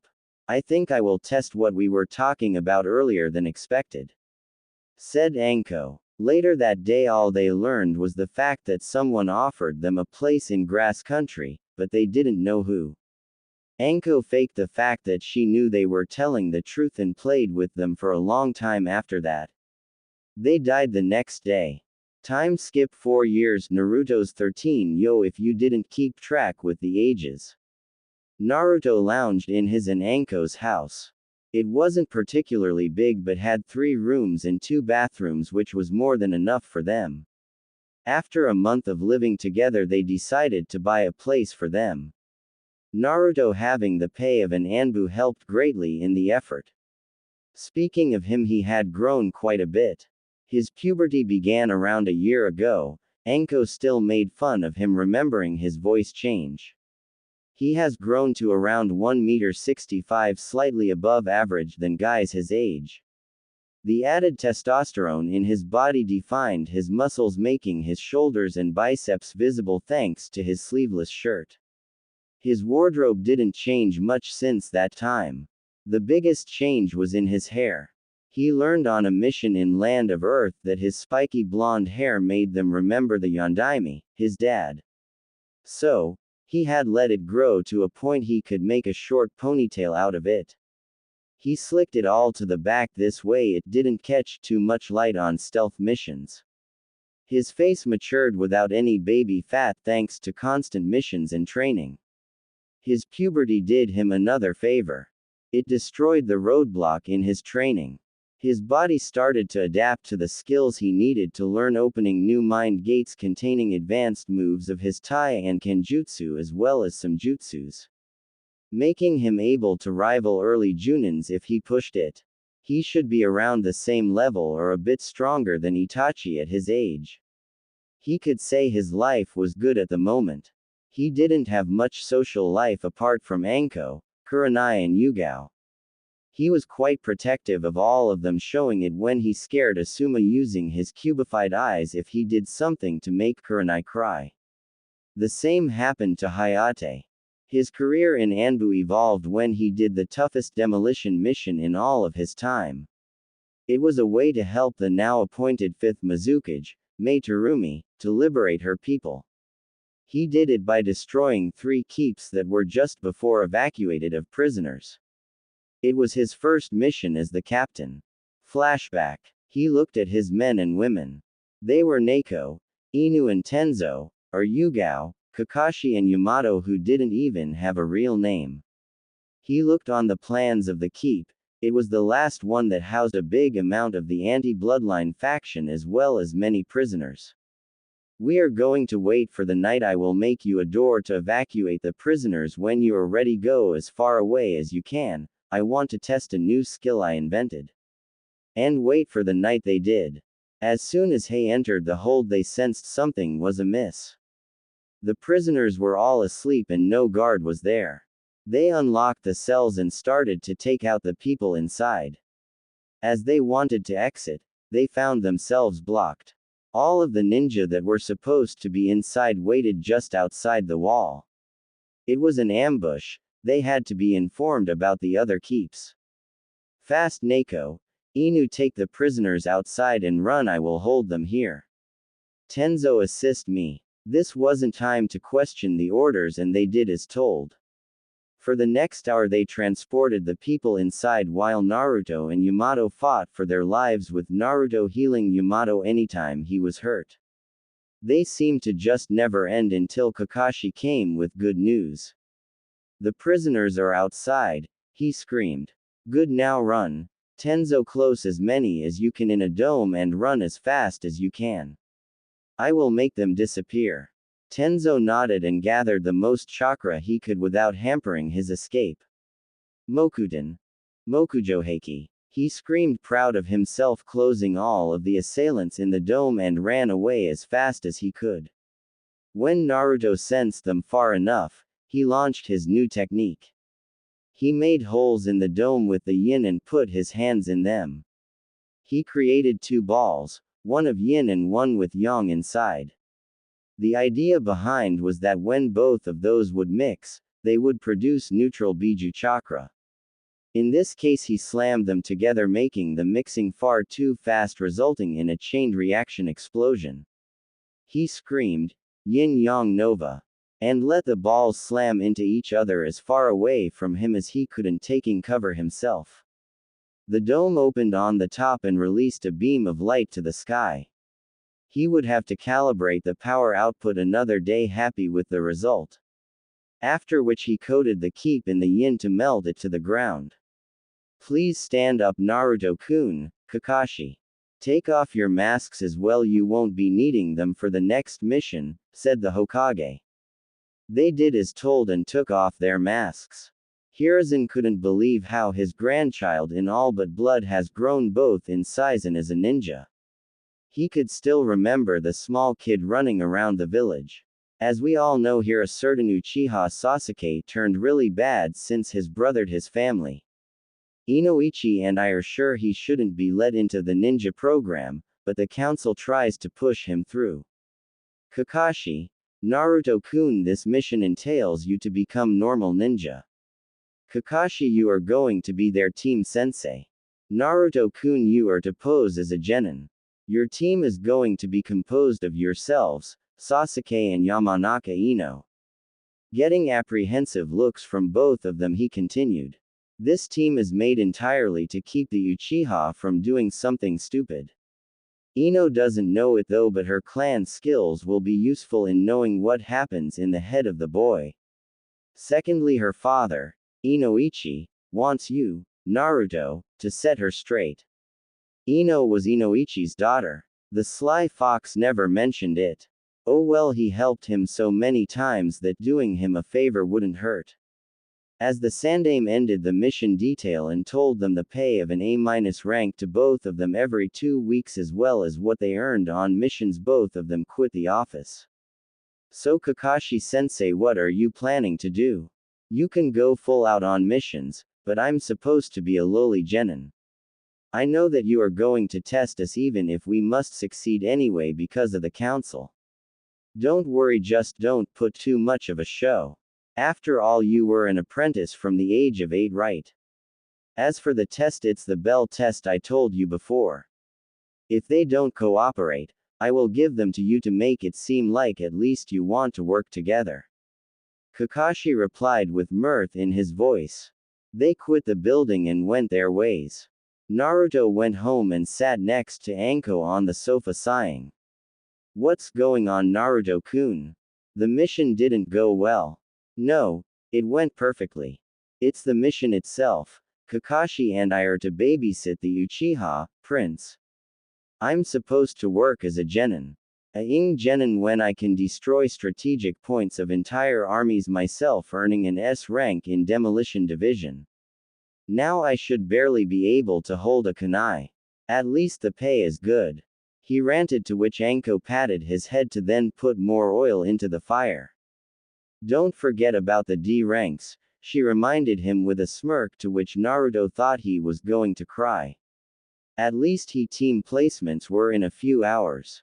Naruto made his way to the academy in his normal clothes, leaving the Anbu gear in the HQ in case he was called for emergencies. He put up his cloth mask and went inside the classroom, which was empty for the moment.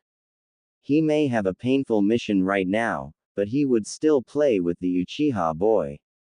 He seemed to forget they were the same age. People began entering the room noticing the new arriving member, but no one tried to speak to him because of the aura that he exuded that said, "Don't talk to me." The class was finally full, and the teacher came in. At this moment Sasuke, against his judgment, wanted to show his dominance over the new kid. He was an elite, after all. He came to Naruto, who was laughing with Kurama about what was going to happen. Sasuke opened his big mouth and spoke. What's your name? I'm Gay. Naruto replied. I'm Gay, fight me. Sasuke didn't catch what he said until it hit him when everybody was keeping in the laughter until everybody burst out and Sasuke went back to his place to stare at the wall. Naruto gave a mental high five to Kurama. Iruka composed himself from the scene. This was the supposed guy that would fill one of the teams. He did his speech of proudness and will of fire and began naming the teams. Team 7 will be Sasuke Uchiha, Ino Yamanaka and what? Uzumaki Naruto. At this moment Naruto took off his mask, showing his whisker marks, and gave Iruka a friendly wave. Long time no see, sensei. Yeah, since you guys missed a member for the teams, I was recalled from my apprenticeship. Ino was ecstatic. 2 good-looking guys on her team. She needed to know more about Naruto at this moment. She would question him later though. Iruka continued, a bit baffled. Your sensei will be Hatake Kakashi. Next, Team 8 will be Hinata Hyuga, Kiba Inuzuka and Shino Aburame, with Kurenai Yuhi as your teacher. Team 9 still exists. Team 10 will be Shikamaru Nara, Choji Akamichi and Sakura Haruno, with Asuma Sarutobi as your sensei. That will be all. They will be here to get you in around 15 minutes. The teams sat down together trying to chat, but everyone was too nervous thinking about their future. Soon the teachers started coming in. Kurenai and Asuma came in together with Kurenai having a glow around her. Naruto waved at them. Hey Kurenai ne Asuma sensei. Naruto-kun. Naruto. They said in unison. They both knew why he was here. We would love to talk more to you, but we have our teams to meet. See you later, told Kurenai, giving him a goodbye wave. Before she could leave, Ino asked Naruto how he knew them. Kurenai wanted to see what Naruto would tell about her. Kurenai ne was my sensei before I was forced to be in the team, he answered. Sasuke wanted to put Naruto down for his earlier stunt and said, I bet she's as weak as you are, out loud. Asuma wanted to put the kid down, but Naruto beat him to it. He strolled down the aisle until he was in front of Sasuke and then bitch slapped him across the face. That's your first education lesson. Do not speak down to your superiors, he calmly said, and went to Kurenai and Asuma to apologize about his teammate. When they left, he went back to his seat. The Hokage made him babysit the brat, so he did. The class soon emptied, leaving only the Team 7 waiting in the room. Sasuke still had the hand imprint on his face and seethed because he couldn't do anything about it because there were two Jonins to incriminate him. Ino started losing her calm in this atmosphere and went to Naruto to get some info about him. So, Naruto, what have you been doing out of the academy? He couldn't say the truth but could offer some insight to not appear rude to the girl. She was Inoichi's daughter after all. I trained under Kurenai ne and two of her friends sometime. I became a shinobi a bit before you and I've been on some missions. Our teacher won't be coming for at least 2 hours. I'm going out. If he comes earlier, tell him that I will be at the usual spot. Before he could leave, Ino grabbed his arm and asked if she could come with him. He didn't see any problem with it. Sasuke would stay anyway if Kakashi comes back earlier. They went to Naruto's house. Opening the door, he saw Anko's boots, so he screamed, Anko ne, I'm home with a teammate, so in case you are once again in your underwear, put at least the bathrobe. This made Ino blush a bit. It was the first time she was in a boy's house. Naruto, just give me a minute, I'm in the bathroom, they heard Anko reply, and a moment later she came down in a bathrobe with still wet hair. My Naru-kun has brought a girl home already. You grow up so fast, she cried and wiped a tear. Not funny, Anko ne. She really is just a teammate. After all, we met for the first time in about 5 years. Kakashi-sensei is late as usual, so I came in to grab a bite. This made Ino sadden a bit. She wasn't even a friend for the moment. Well, she could only blame herself because she never talked to him. They went to the kitchen and Naruto asked Ino if she wanted something to eat. She didn't because she was on a diet. He sighed. He would have to beat it out of her soon, but it could wait for now. While he was cooking some simple fried chicken, Anko took out a cold beer out of the fridge. They seemed so comfortable around each other from Ino's point of view. She started asking her questions. You called Kurenai sensei, Kurenai ne before and now Anko-san, Anko ne. Are you all related? It's Anko or Anko-chan brat. I'm too young to become a san. And no, we are not related. We are all really close friends to the point where Naruto became our family in all but blood. That's why we live together. Anko answered. It's Ino, not brat. Yeah, I know you are Inoichi's daughter. For now, you are still a brat to me, kiddo, until you prove to me that you are a real kunoichi. She took another sip of beer. That meant that Naruto has already proven himself to her. The afternoon went calmly with Ino and Naruto chatting and bonding over some tea. It was time to go back to the academy. Naruto didn't feel like running, so he grabbed Ino's hand and shunshined them both in front of the class. Sasuke was still in the same position as when they left. It had to be some record for staying still for so long. Did he even blink? They weren't sure. 5 minutes later, a silver-haired man came inside. You are my kids now. Meet me at the roof. Kakashi would pay for that. Naruto took Ino's hand and shunshined once again them both to the roof, leaving a baffled Sasuke seeing the supposed weak link of the team using it. He lifted his butt from the seat and went to the stairs himself. When he arrived, his team was casually chatting, waiting for his arrival. He positioned himself on the stairs and assumed his preferred position. Now my cute little genin, why don't you introduce yourselves? Kakashi said with a visible mirth at the word genin, to which Naruto gained a tick mark on his forehead. You first, Mr. Stay Still. My name is Sasuke Uchiha. I don't have many likes and have a lot of dislikes. I have an ambition to someone and restore my clan. He was really good at keeping still. He said it all without his body moving a millimeter. You forgot to tell that you are gay, as you so proudly said this morning, Naruto said with a snicker. He didn't have to antagonize him that much, but the Hokage forced him into this mission and he was going to take all possibilities to have fun. Now you blondie, Kakashi continued. Which one? Naruto and Ino asked. The platinum one. Ehime. My name is Ino Yamanaka. I like my family, fashion, gardening, and I think Naruto here would be a good friend. I dislike Sakura and perverts. My dream is to make my father proud of me. She said, smiling at Naruto. He gave her a good first impression. The sunny one for the last. My name is Uzumaki Naruto. I like training, ramen, my ne-chan's, ramen, one of my teammates, ramen.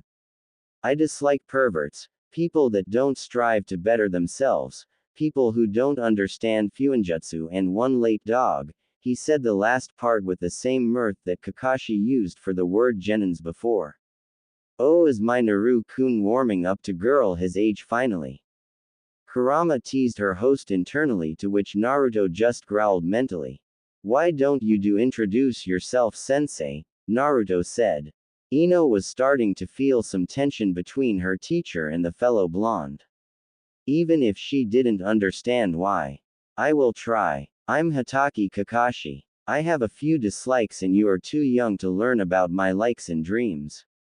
They didn't learn anything. Or at least Sasuke and Ino didn't, since Naruto worked with him many times. That's all for today. Meet me at 7 a.m. at Training Ground 7. I advise you to not eat before or you are going to puke, Kakashi said and shunshined somewhere.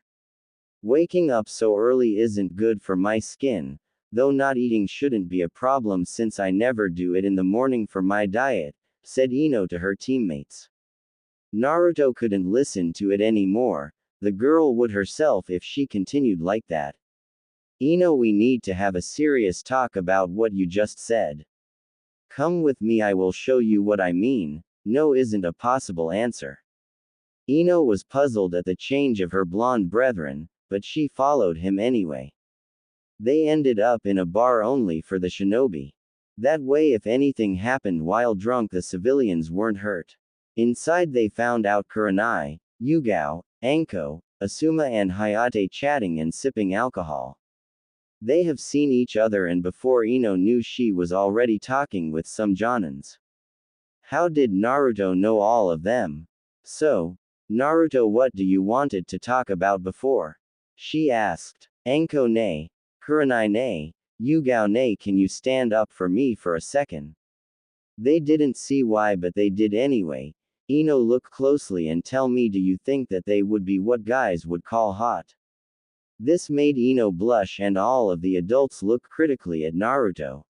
Does our Naruto-kun feel attracted to his sisters? Asked Yugao looking at him.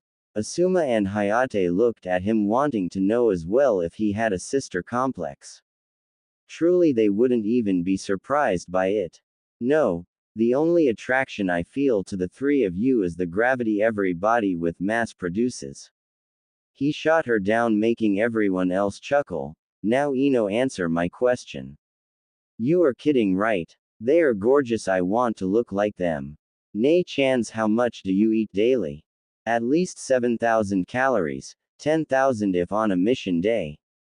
Around 9,000. Around 9,000 as well. Ino's eyes widened listening at these numbers. These were the numbers a bodybuilder wouldn't even eat, yet these three sexy-looking ladies ate that. You see, our chakra production and training make us burn calories at a very high rate. A civilian would become obese with our type of diets. Your diet is the contrary to our own. You eat so few calories that your puberty will be stunted, and instead of growing like my Nei-chan's, you will become flat as a board, or if you drop your intake you will simply die. And you don't want to feel that, I assure you. He said the last part so quietly that it was barely audible. Ino was asking herself what he meant by that. She looked at the jonins around her and did something she never thought she would. She went to the bar and asked for the biggest burger they served. She struggled but ate all of it, taking to heart what was said. Good job, kiddo. You just got yourself one step out of being a brat, said Anko. A praise of a jonin felt so good to her ears.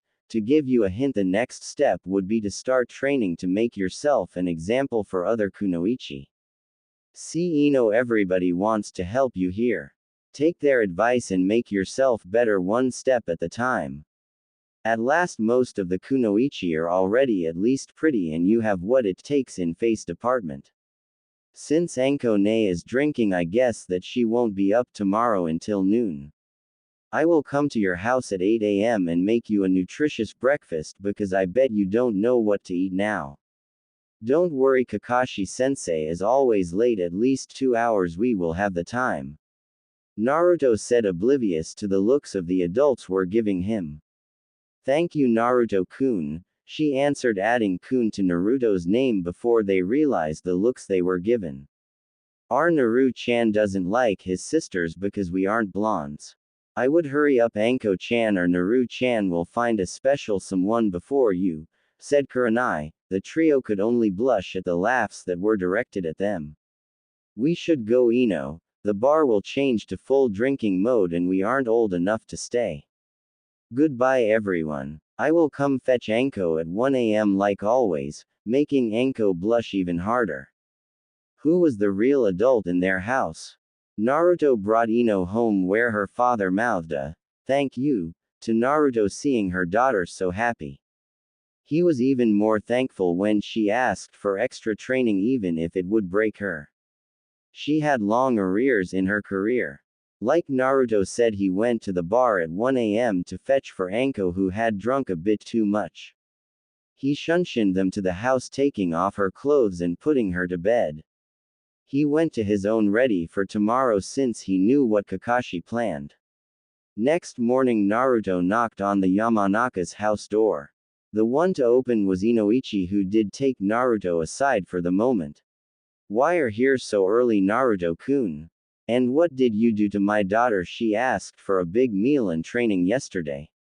It's simple, I brought her to talk with Nei-chan's, who showed her the real meaning of being a kunoichi. And for my presence, Kakashi will give us the bell test, and I know that she doesn't know how to make a proper breakfast. I proposed to make her one yesterday and she agreed. Thank you. You don't know what it means to me to see my princess to take her career seriously. Now come in, she's already waiting. Naruto came inside and have seen Ino checking her gear for the day. She didn't wear any makeup and Naruto had to say that she was much prettier without it. He went to the kitchen after saying hello to Ino. 15 minutes later, she was served eggs and bacon. When she finished, he took out a cake full of slow carbs, yet equally as delicious as a normal one. I will make you a breakfast every day now until you learn what to eat to have plenty of energy. I will tell you if you will have to come to my house or I will come to yours. Don't worry about it. Inoichi was looking from behind a corner at the scene. He couldn't be happier for the moment, seeing Naruto do the favor he asked and more. We should get going. Kakashi-sensei will probably arrive in about 20 minutes. Remember, we will probably need to work as a team. If Sasuke disagrees, just work with me. He told her, having a feeling that he forgot about something. When they arrived at the training ground, he remembered what he forgot. Sasuke was sitting under a tree, his face a bit green and bags under his eyes. That was it, he forgot to tell him about the meeting real time and to eat. Doesn't matter anyway. He chatted with Ino about what she could do to improve. He didn't care why she wanted to do it if she did. Kakashi finally graced them with their presence, seeing that Naruto and Ino were lively and not hungry at all. On the contrary, Sasuke was sitting under the tree looking as if he was going to die any moment. Maybe it would force him to work with the team. If not, they always had a backup plans. Kakashi I smiled at his students and walked near them. We are going to have a test today, the real Genin test. What you had at the academy was just an exam to see if you have more than 3 brain cells. You will have to get those 2 bells off me before noon. The person that doesn't get them will be sent back to academy. Now 3.2.1. Go. As soon as he said it, Naruto grabbed Ino and ran to hide. Sasuke though stayed in the field looking at Kakashi straight in the eyes. Now Sasuke. You should have done the same that your teammates did, you would have more chance if you ambushed me. After all, you are only a genin. Kakashi said while opening his orange book. Sasuke thought he was the one being taunted, but the real victim was Naruto, who promised death in great suffering to Kakashi. I don't need an ambush, I am an elite of the shinobi, Sasuke proudly said. Kakashi could only curse the council for giving the boy such a megalomaniac view on life. You see, Sasuke, just by staying here proves you are not an elite, as you like to call yourself. A real elite would look for any opening like Naruto did when he ran before I said go and brought his teammate, doubling their chances of survival. Sasuke seethed at being put down and rushed at Kakashi at an impressive for a genin speed. But compared to his brother or the powerhouse he had on the team, it was nothing. He just had to keep his eye off the book to not take a single hit. Meanwhile, Naruto and Ino observed the situation. Naruto was cursing Kakashi in his mind and Kurama was having a giggling fit at his expense. This idiot is going to us all. Wait, no, if it plays right, we can salvage this situation. Ino, will you work with me? If I get a bell, I will give it to you and go back to apprenticeship. He lied to her, but this was the protocol. She nodded. He already helped her so much she would give the favor back. That's what we are going to do. He explained her the plan he had made according to what Kakashi was doing. Soon enough the occasion arose. Kakashi bound Sasuke to a tree after having enough of this useless battle. He went back to a rock to sit down and enjoy his fine literature. As soon as he sat down, a smoke bomb went off as well as kunai sailed to him. He caught it with ease, but the sizzling sound at its bottom unnerved him. The exploding tags were just about to explode. He did a swift kawarimi. Naruto really wanted to him for the taunts before. He was glad that Naruto couldn't go full bananas on his with the onlookers. He looked around to see Ino cutting Sasuke free. He wanted to throw a kunai at her, but something stopped him. I won't let you, futon. Daitapa. He pushed Kakashi back, making a smoke screen out of the dust. He jumped straight in with 2 kunais. Kakashi, we have a problem. If Sasuke agrees to our plan, I feel he's going to try to incinerate us both with his Kaden Jutsu. If he does that, you won't be able to make a lie good enough to make us pass for the teamwork, Naruto said while striking the kunais in his hands. It was a stupid and effective method to simulate the sound of battle. I had a plan for that. Just be sure to remember the 3rd law of the Anbu Code. The life of your friends is more valuable than your own, they both said. Okay, Kakashi, now kick me out of here and do what you have to do. Fast before the dust falls. Naruto flew out of the plume of dust, making his fall even more dramatic to accentuate the strength difference. If he ever wanted to quit being ninja, he would become an actor for sure. He sensed what happened. Kakashi came out of the woods with an unconscious Sasuke and a wiggling Ino. These games tire me. I will give you a chance, you or her. If you don't yourself, I will Ino and then seal Sasuke's chakra for good. At least he will make a good breeding stock. Kakashi making a Chidori to show his point. Naruto didn't hesitate. He took one of his kunai and plunged it in his abdomen. He was sure that Kakashi would stop him millimeters away, but no, this bastard let him stab himself. He was going to his life up so much that even his mother wouldn't recognize him. Ino was too shocked of what has just happened. Her new friend has justed himself to protect her. She felt so weak seeing Naruto fall to the ground. She wiggled herself free and ran to him. Kakashi-sensei, why? Please help him. She cried, but before she could finish, Naruto was already taken by Kakashi to the hospital. Come with Sasuke to the hospital in a few hours, I will give you a response for that. Meanwhile, Naruto has just closed his wound with the yang and whispered to Kakashi, I will hurt you so bad, you bastard. I will ask Anko to lend me her torture tools. I would sleep with one eye open from now on if I were you. Kakashi gulped, knowing that Naruto was capable of doing it. Maybe he really pushed it too far. A few hours later, Ino came to the hospital with Sasuke. She had to almost beg him to come, but finally he relented. Her eyes were red and puffy seeing time and again the scene of Naruto plunging a kunai into his stomach to save her. She came inside Naruto's room, who had useless bandage over his non-existing wound. Kakashi was on his bedside reading his orange book.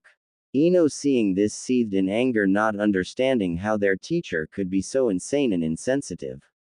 Little did she know that she was in the presence of two insane anbius. Naruto-kun, are you alright? How are you feeling? I'm so sorry for being so weak, she rushed to him. Naruto felt bad for making her this worried, but he didn't have a choice that time. Yeah, I'm alright, Ino. I missed any vital organs on purpose, they only had to stitch me up a bit. Don't worry about being weak. Nobody begins strong. The fact that you see that you need more training is a proof of your strength already. He said with a smile which lifted her spirits. Now Kakashi-sensei, why did you let Naruto stab himself?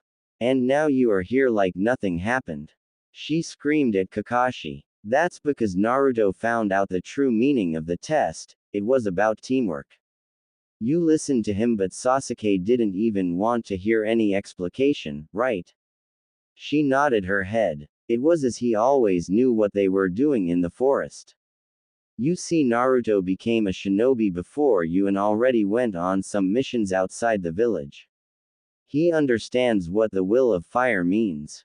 He didn't hesitate one moment to sacrifice himself for his teammates, and I needed you to see it in the first place.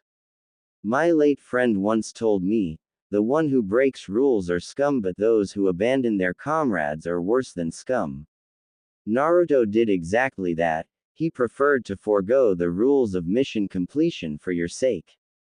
Learn from this experience and get your understanding of the will of fire. He let them ponder that for a bit. Ino seemed to understand what Naruto has done. As for Sasuke, he thought that Naruto should sacrifice his lowly life for himself. Now that this explanation is done, because of Naruto you all pass. Meet me tomorrow at noon to let Naruto heal his wounds, Kakashi said, and quit the building through the door to get the newest Ika. The truth was Kakashi would sleep now in case Naruto exacted his vengeance. Sasuke followed his suit. Naruto-kun, are you sure you are alright? You stabbed yourself pretty deep. Don't worry, Ino. I heal very fast, and with the help of Medic Nin I will be up by tomorrow. Now get something to eat and train. If you need some help you can come back or ask Anko if she's home. He told her, shooing her out. It wouldn't be good for her to lose the motivation she got just before. She went out and Naruto planned his vendetta against Kakashi. If he had to be serious, the plan was already in action. Time skip 1 week. Naruto came with Ino to the training ground, chatting as usual about how she had gotten better with her father's help. Soon Kakashi came in as well. He looked really bad. His face was green and had huge bags under his eyes. This was Naruto's plan. He wouldn't hurt Kakashi directly. Every night he would send a clone to Kakashi's house. The clone would hit the wall, open the lock or the window, making Kakashi always on the edge, to the point that he wouldn't sleep for 3 days now, too scared of his student. "Hello Kakashi-sensei, slept well?" Naruto asked, making sure to mock Kakashi for his sleep deprivation. Kakashi could only growl. He knew it was Naruto all the time, but he could never catch the culprit. He asked himself what would come first. Naruto would stop or he would go insane. Naruto wasn't sure either. Other than that, Sasuke didn't want to acknowledge his teammates even if in spars he would get handed to him by Naruto, who kept his level just above his. The experience was the key here. Naruto played dirty while Sasuke thought he was too good to do that. Naruto made sure that Kakashi trained them properly, especially Ino, since she needed it the most. Else he would either spar with her from time to time or cook for her in the mornings. He finally made a friend his age. Even if Anko and Kurama teased him about her, he didn't have this type of feelings for her. His sisters only made bets for the amount of time he would need to develop them.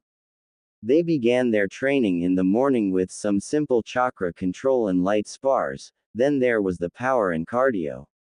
Ino was thankful to Naruto for making her eat right or he would be dead by now. Checking herself out, he was right, she didn't get fat or even bulky. Just her bones weren't sticking out like before. The training ended and their missions would begin. They all hated the D ranks, but at least it gave them some pocket cash for just a few hours of labor. Right now, they were picking out weeds from a field when suddenly Naruto found a hatch. Thinking back, he knew where they were. It was one of Orochimaru's lairs. Naruto ran fast to Kakashi, making a clone so nobody enters it. Why has Hokage still not cleared all of them in case a civilian went inside? Kakashi sprinted to the Hokage with the news. "Hokage-sama, urgent problem on my mission." Hiruzen would make a joke out of it, but seeing the serious eye of Kakashi, he restrained himself. "What is it, Kakashi?" "Check the map of the Orochimaru's labs and our mission position," Kakashi said, and Hokage's eyes became large as saucers. This lair was scheduled to be dismantled in a month, yet they approved of a mission there. Kakashi, return your team immediately. Make Naruto sets a perimeter. Anbu will come to clear things out. You can tell your team about it. Now go fast. Kakashi shunshin to his team as fast as he could. Everyone gather here. Naruto make a perimeter around the hatch with the clones. Now everybody listen and don't repeat anything to anybody. The place we are in is one of the greatest trader's lab, Orochimaru's lab. He did unspeakable experiments down there to obtain great power.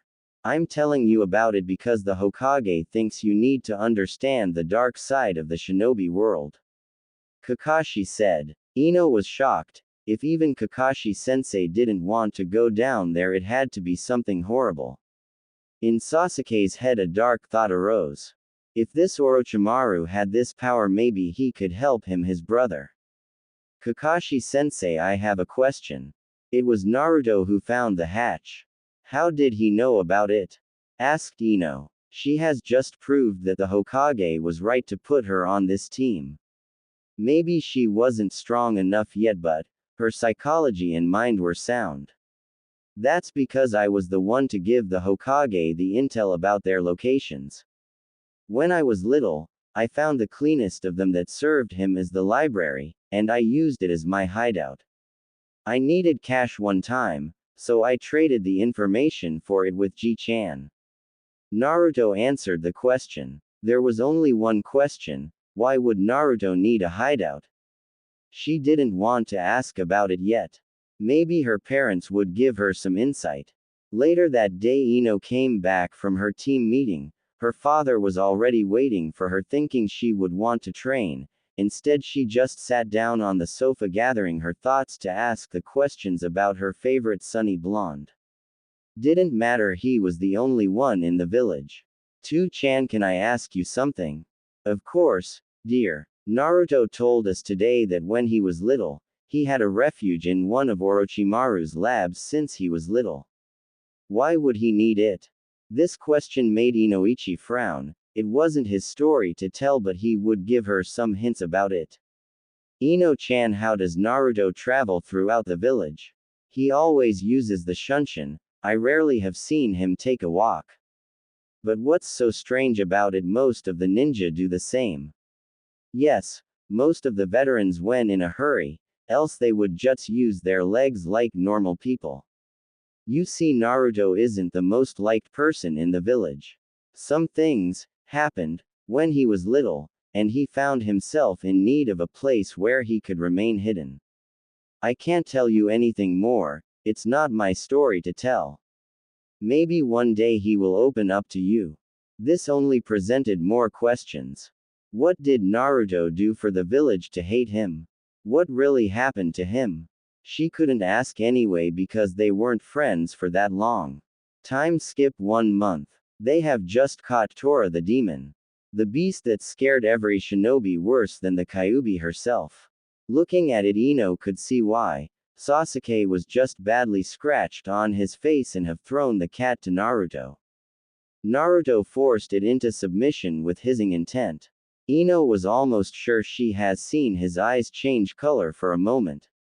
Speaking about Ino and Sasuke, their relationship lessened to a point below zero. In the academy, she thought he was cool and fought with Sakura for his heart. But now having him as a teammate showed her how much different he was. He was a megalomaniac who didn't acknowledge anyone, not even their sensei. This view was only enforced by interacting with the cheerful Naruto. They were going to the Hokage to give back the cat and get their last mission for today. Naruto was holding the cat and was petting it while it was still scared of him. He has seen Ino's gloomy face looking at him. He poked her in the ribs, making her gasp. And she poked him back. He would always do it when she had this gloomy face. It all started when she asked her father about Naruto. She wanted to find out anything and strolled asking people around what they thought about him. She remembered every answer as they were mostly one-worded. Monster. Disgusting. Freak. Why is he still alive? Now Ino understood why he never walked in the village. She wouldn't be able to take it. What has made them hate him that much? She would ask him one day. They continued the poking until they arrived before the Hokage. Kakashi said that the mission was accomplished, and they wanted another one until Sasuke barged in. "Hokage-sama, I want something else. An Uchiha shouldn't have to do these menial tasks. I want to prove myself. I want a real mission." Hiruzen, unlike the council, didn't sugarcoat everything with the boy. He blasted his ki and said, "Genin Uchiha, are you giving orders to me?" "No, Hokage-sama," answered Sasuke, thankful that his bladder was empty, or else he would have a stain on his pants right now. "Kakashi, do you think your team is ready for AC rank?" "Don't worry, Hokage-sama. I think they are ready, and we can handle it," he said, showing Naruto with his eye. Hiruzen understood what he meant by that. Having 2 Anbu captains on the team would make sure that the others lived. "Bring Tsunade in." Inside came an old man reeking of booze and pure stink. "I asked you for ninjas, not some kids and a one-eyed scarecrow. Especially this one who looks as if he's going to piss himself." Sasuke gained a tick mark. Kakashi and Naruto just sighed at the man as Ino glared at him. Ma, the kids here are plenty strong for AC rank. At worst I'm a Jonin, so I will protect you. Naruto as well, so no problem," he added in his head. "Your mission will begin in 3 days. Kakashi. Naruto, stay for the moment please." Sasuke wanted to stay as well, but his instincts told him not to. So how is it going with Sasuke? He asked. He shouldn't be a ninja if you ask me. He will himself or his teammates on the field if this continues, said Naruto, and Hiruzen sighed, knowing that he couldn't do much without the council trying something. He was too old for this shit. What about you, other blonde? Thanks to Naruto, she started eating and training as a true kunoichi. We train her both even if Naruto just spars with her and gives her pointers. She will become a good one if she continues that way, said Kakashi. Good, good. Now to the serious matter. Our Anbu gave us intel about the true reason of this mission. It's not AC rank but should be considered an A- rank. The truth is that Gato is ruling the country and hired some new cannons to the builder as well as building a fortress on a strategic point of the land. Inu, you are to go to Wave Country, it's an A- rank. You are going to destroy it and gather intel on Gato. We can't have him dead right now. You will him on your mission with Team 7. Dismissed. Evening. Naruto and Kakashi made some clones to pose as themselves to not attract any suspicions from the team. Right now, they were just crossing the border to the land of Wave in the direction of the fortress. They remembered their mission in Mizu, but this time this was a simple one. There were only bandits instead of seasoned ninjas. Naruto didn't want to waste time and took out the big artillery. Making Kakashi throw him into the air, he did a mass of clones. They charged Yin in their fingers and shot lasers of Yin at the castle, screaming, "Yin bombardment."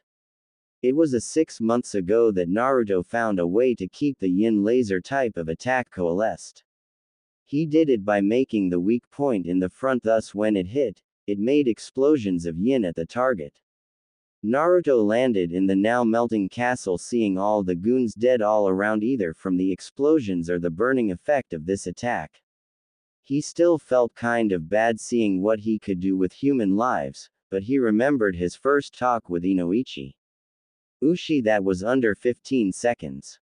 I think you have just beaten your last record. Now let's hurry, we don't have much time before our team goes on the mission. They sprinted towards Gato's villa. It was Kakashi's time to shine since he was in the Assassination and Information Department of Anbu. He positioned himself in the ceiling of Gato's office and started the recording. Soon Gato entered inside with Zabuza and a hunter Nin. Are you sure your subordinates will do the job? Probably. If not, I will welcome them myself, he said with a chuckle and quit the room. This idiot is so gullible. If he doesn't them the first time, I will send my army to him or the bridge builder escorts.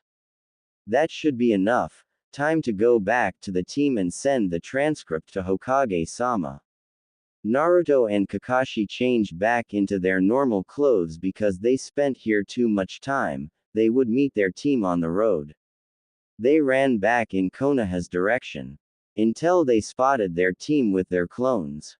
Their clones sensed them as well as the shinobi waiting for them inside the puddle on the road.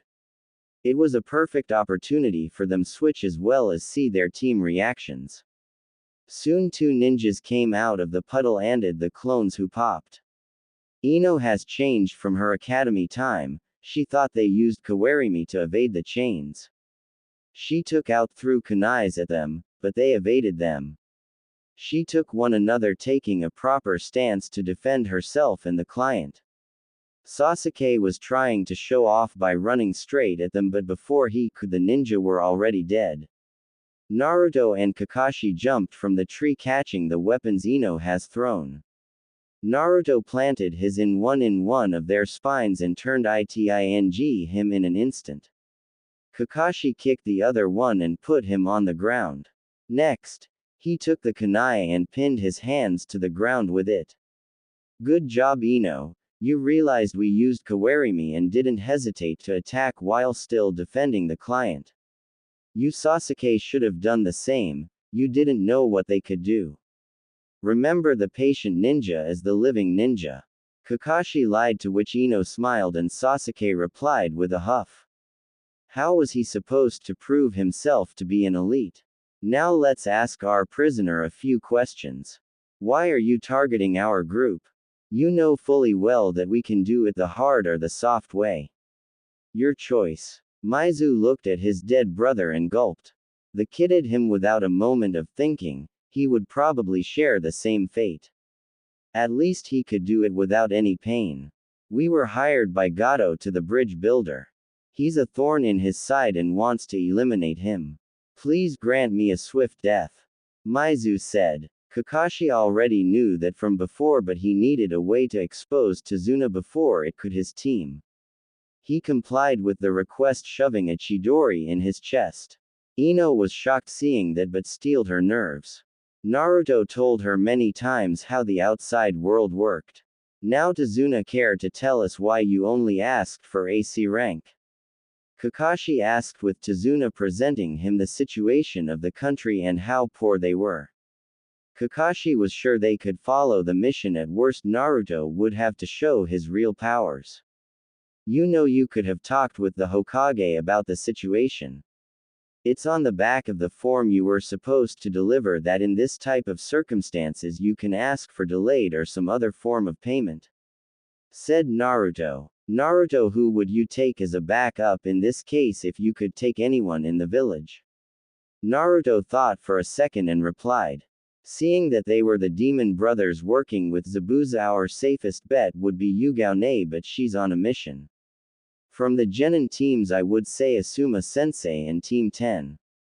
They offer a good firepower with Choji and tactic mind with Shikamaru, and of course a close quarters fighter in Asuma Sensei. He said, forgetting completely about Sakura.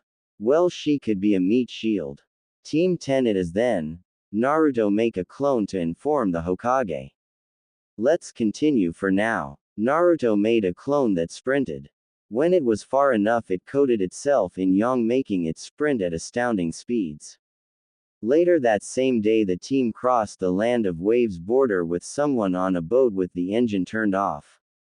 The navigator told them to hurry with the bridge or else they would all die of hunger, making Naruto have a flashback to his youth. Around 3 kilometers off the coast, Naruto felt the next opponents watching them. It had to be Zabuza. Soon a massive blade flew through the air, almost decapitating everyone if they haven't hit the ground, with Kakashi taking Tsunade. My, the bridge builder hired some brats to escort him. Not a smart choice, old man. Those snoot-nosed kids won't save you. He looked at the team, seeing Kakashi and then Naruto. The copycat is here, though I sense that the blonde kid is different, he reeks of death. How may have you ed? 100, 1,000, more? Zabuza asked, making the team widen their eyes. Naruto was supposed to be a genin for only a bit more than them. How could he have so many already? Team Manji formation around Tsunade. I will fight Zabuza. Naruto, if something bad happens, you are in command. Seeing his true genins get pale, he told them, don't worry, I will protect you, and lifted his headband showing a Sharingan. I get to see it from the start, I'm honored. But how are you going to protect them if you can't see? Kurigakur no Jutsu. Naruto, seeing the mist getting denser, concentrated on his negative emotion sensing. So many places to strike, and liver, lungs, spine, subclavian vein, neck vein, brain, kidneys and heart. What will it be? Said a voice appearing to be everywhere. Kakashi Sensei at 9, hi! Screamed Naruto, using his sensing ability to guide Kakashi. Truthfully, he would be much better opponent for Zabuza. Kakashi blocked the strike and answered with his own, proving that he just hit a water clone. This game continued for a few minutes until Zabuza gave up on this plan. He needed to eliminate Naruto if he wanted to have a chance to Kakashi. Zabuza used his superior speed to kick Sasuke out of the way, preparing to strike Naruto. The only thing that saved him were his sensory abilities. He let Sasuke get kicked out of the way to block Zabuza's sword with his own. That shit was heavy, especially since he couldn't use Yang. Kakashi wanted to help Naruto before his hand was forced. Because of that, he ran straight to him until he knew he ended up entering a body of water. The real Zabuza was waiting for this moment of hesitation and closed Kakashi in Suiro no Jutsu. Naruto the offending clone and used Futon Daitapa to disperse the mist. Seeing Kakashi closed in the ball of water, he thought it was too late. He would have to show off his true skills if a miracle didn't happen in the next few seconds. It happened when two kunais flew through the air in the direction of Zabuza. The backup was here. Asuma, Choji and Shikamaru were here. Sakura came in 10 seconds later completely winded. Guys, wait for me, she screamed. Naruto managed to make a plan on his feet considering the new arrivals. Asuma-sensei, I will need your help. I have a plan to liberate Kakashi-sensei, but I need your team to help me. Asuma nodded, believing in Naruto's quick thinking. Shikamaru, Choji, Ino, eliminate the clones blocking the path. Asuma-sensei, assist me. They all nodded and did their part. Shikamaru bound them with Kujimane no Jutsu, then Choji charged in with his Nikuden Sensha. At last Ino threw kunais at the clones at the perfect moment to force them to block them, not giving them time to block Choji. Naruto was really happy about the progress of his fellow blonde. They cleared the path and Naruto and Asuma ran behind Choji with their weapons drawn. Every step Naruto used a small amount of yang to make explosions under his feet, gaining more and more speed. At last he used a bigger amount to jump over Choji straight at Zabuza. He used an overhead slash that Zabuza blocked. This gave an opening for Asuma to slash Zabuza's side, who had to cancel the jutsu in pain. Naruto landed on the water, sprinting even faster, showing some of his skills. He wanted to finish Zabuza, but he was downed by Senbon's just before his slash. The hunter Nin from before came next to Zabuza. Thank you for helping me catch him, Konoha's ninja. I will take the body to dispose of it, he said and shunshined. Naruto took Kakashi on his back, who had a chakra exhaustion from his overuse of Sharingan, and went back to the group. Thanks guys, without you we would have been dead, he said. Asuma knew it wasn't true, but he couldn't say it. He has seen that Sasuke was just getting up from the kick Zabuza gave him before. Sakura sprinted to him. Wow Sasuke, you were so cool freeing your sensei from that ninja, she screamed. He didn't understand, but it didn't stop him from accepting the praise. Everyone else was looking at her with strange looks. Is she hallucinating from exhaustion? Did you make her run too fast? He didn't do anything in the fight, asked Ino. A few seconds later Sakura collapsed on the ground. Yes, she was probably hallucinating, answered everyone else.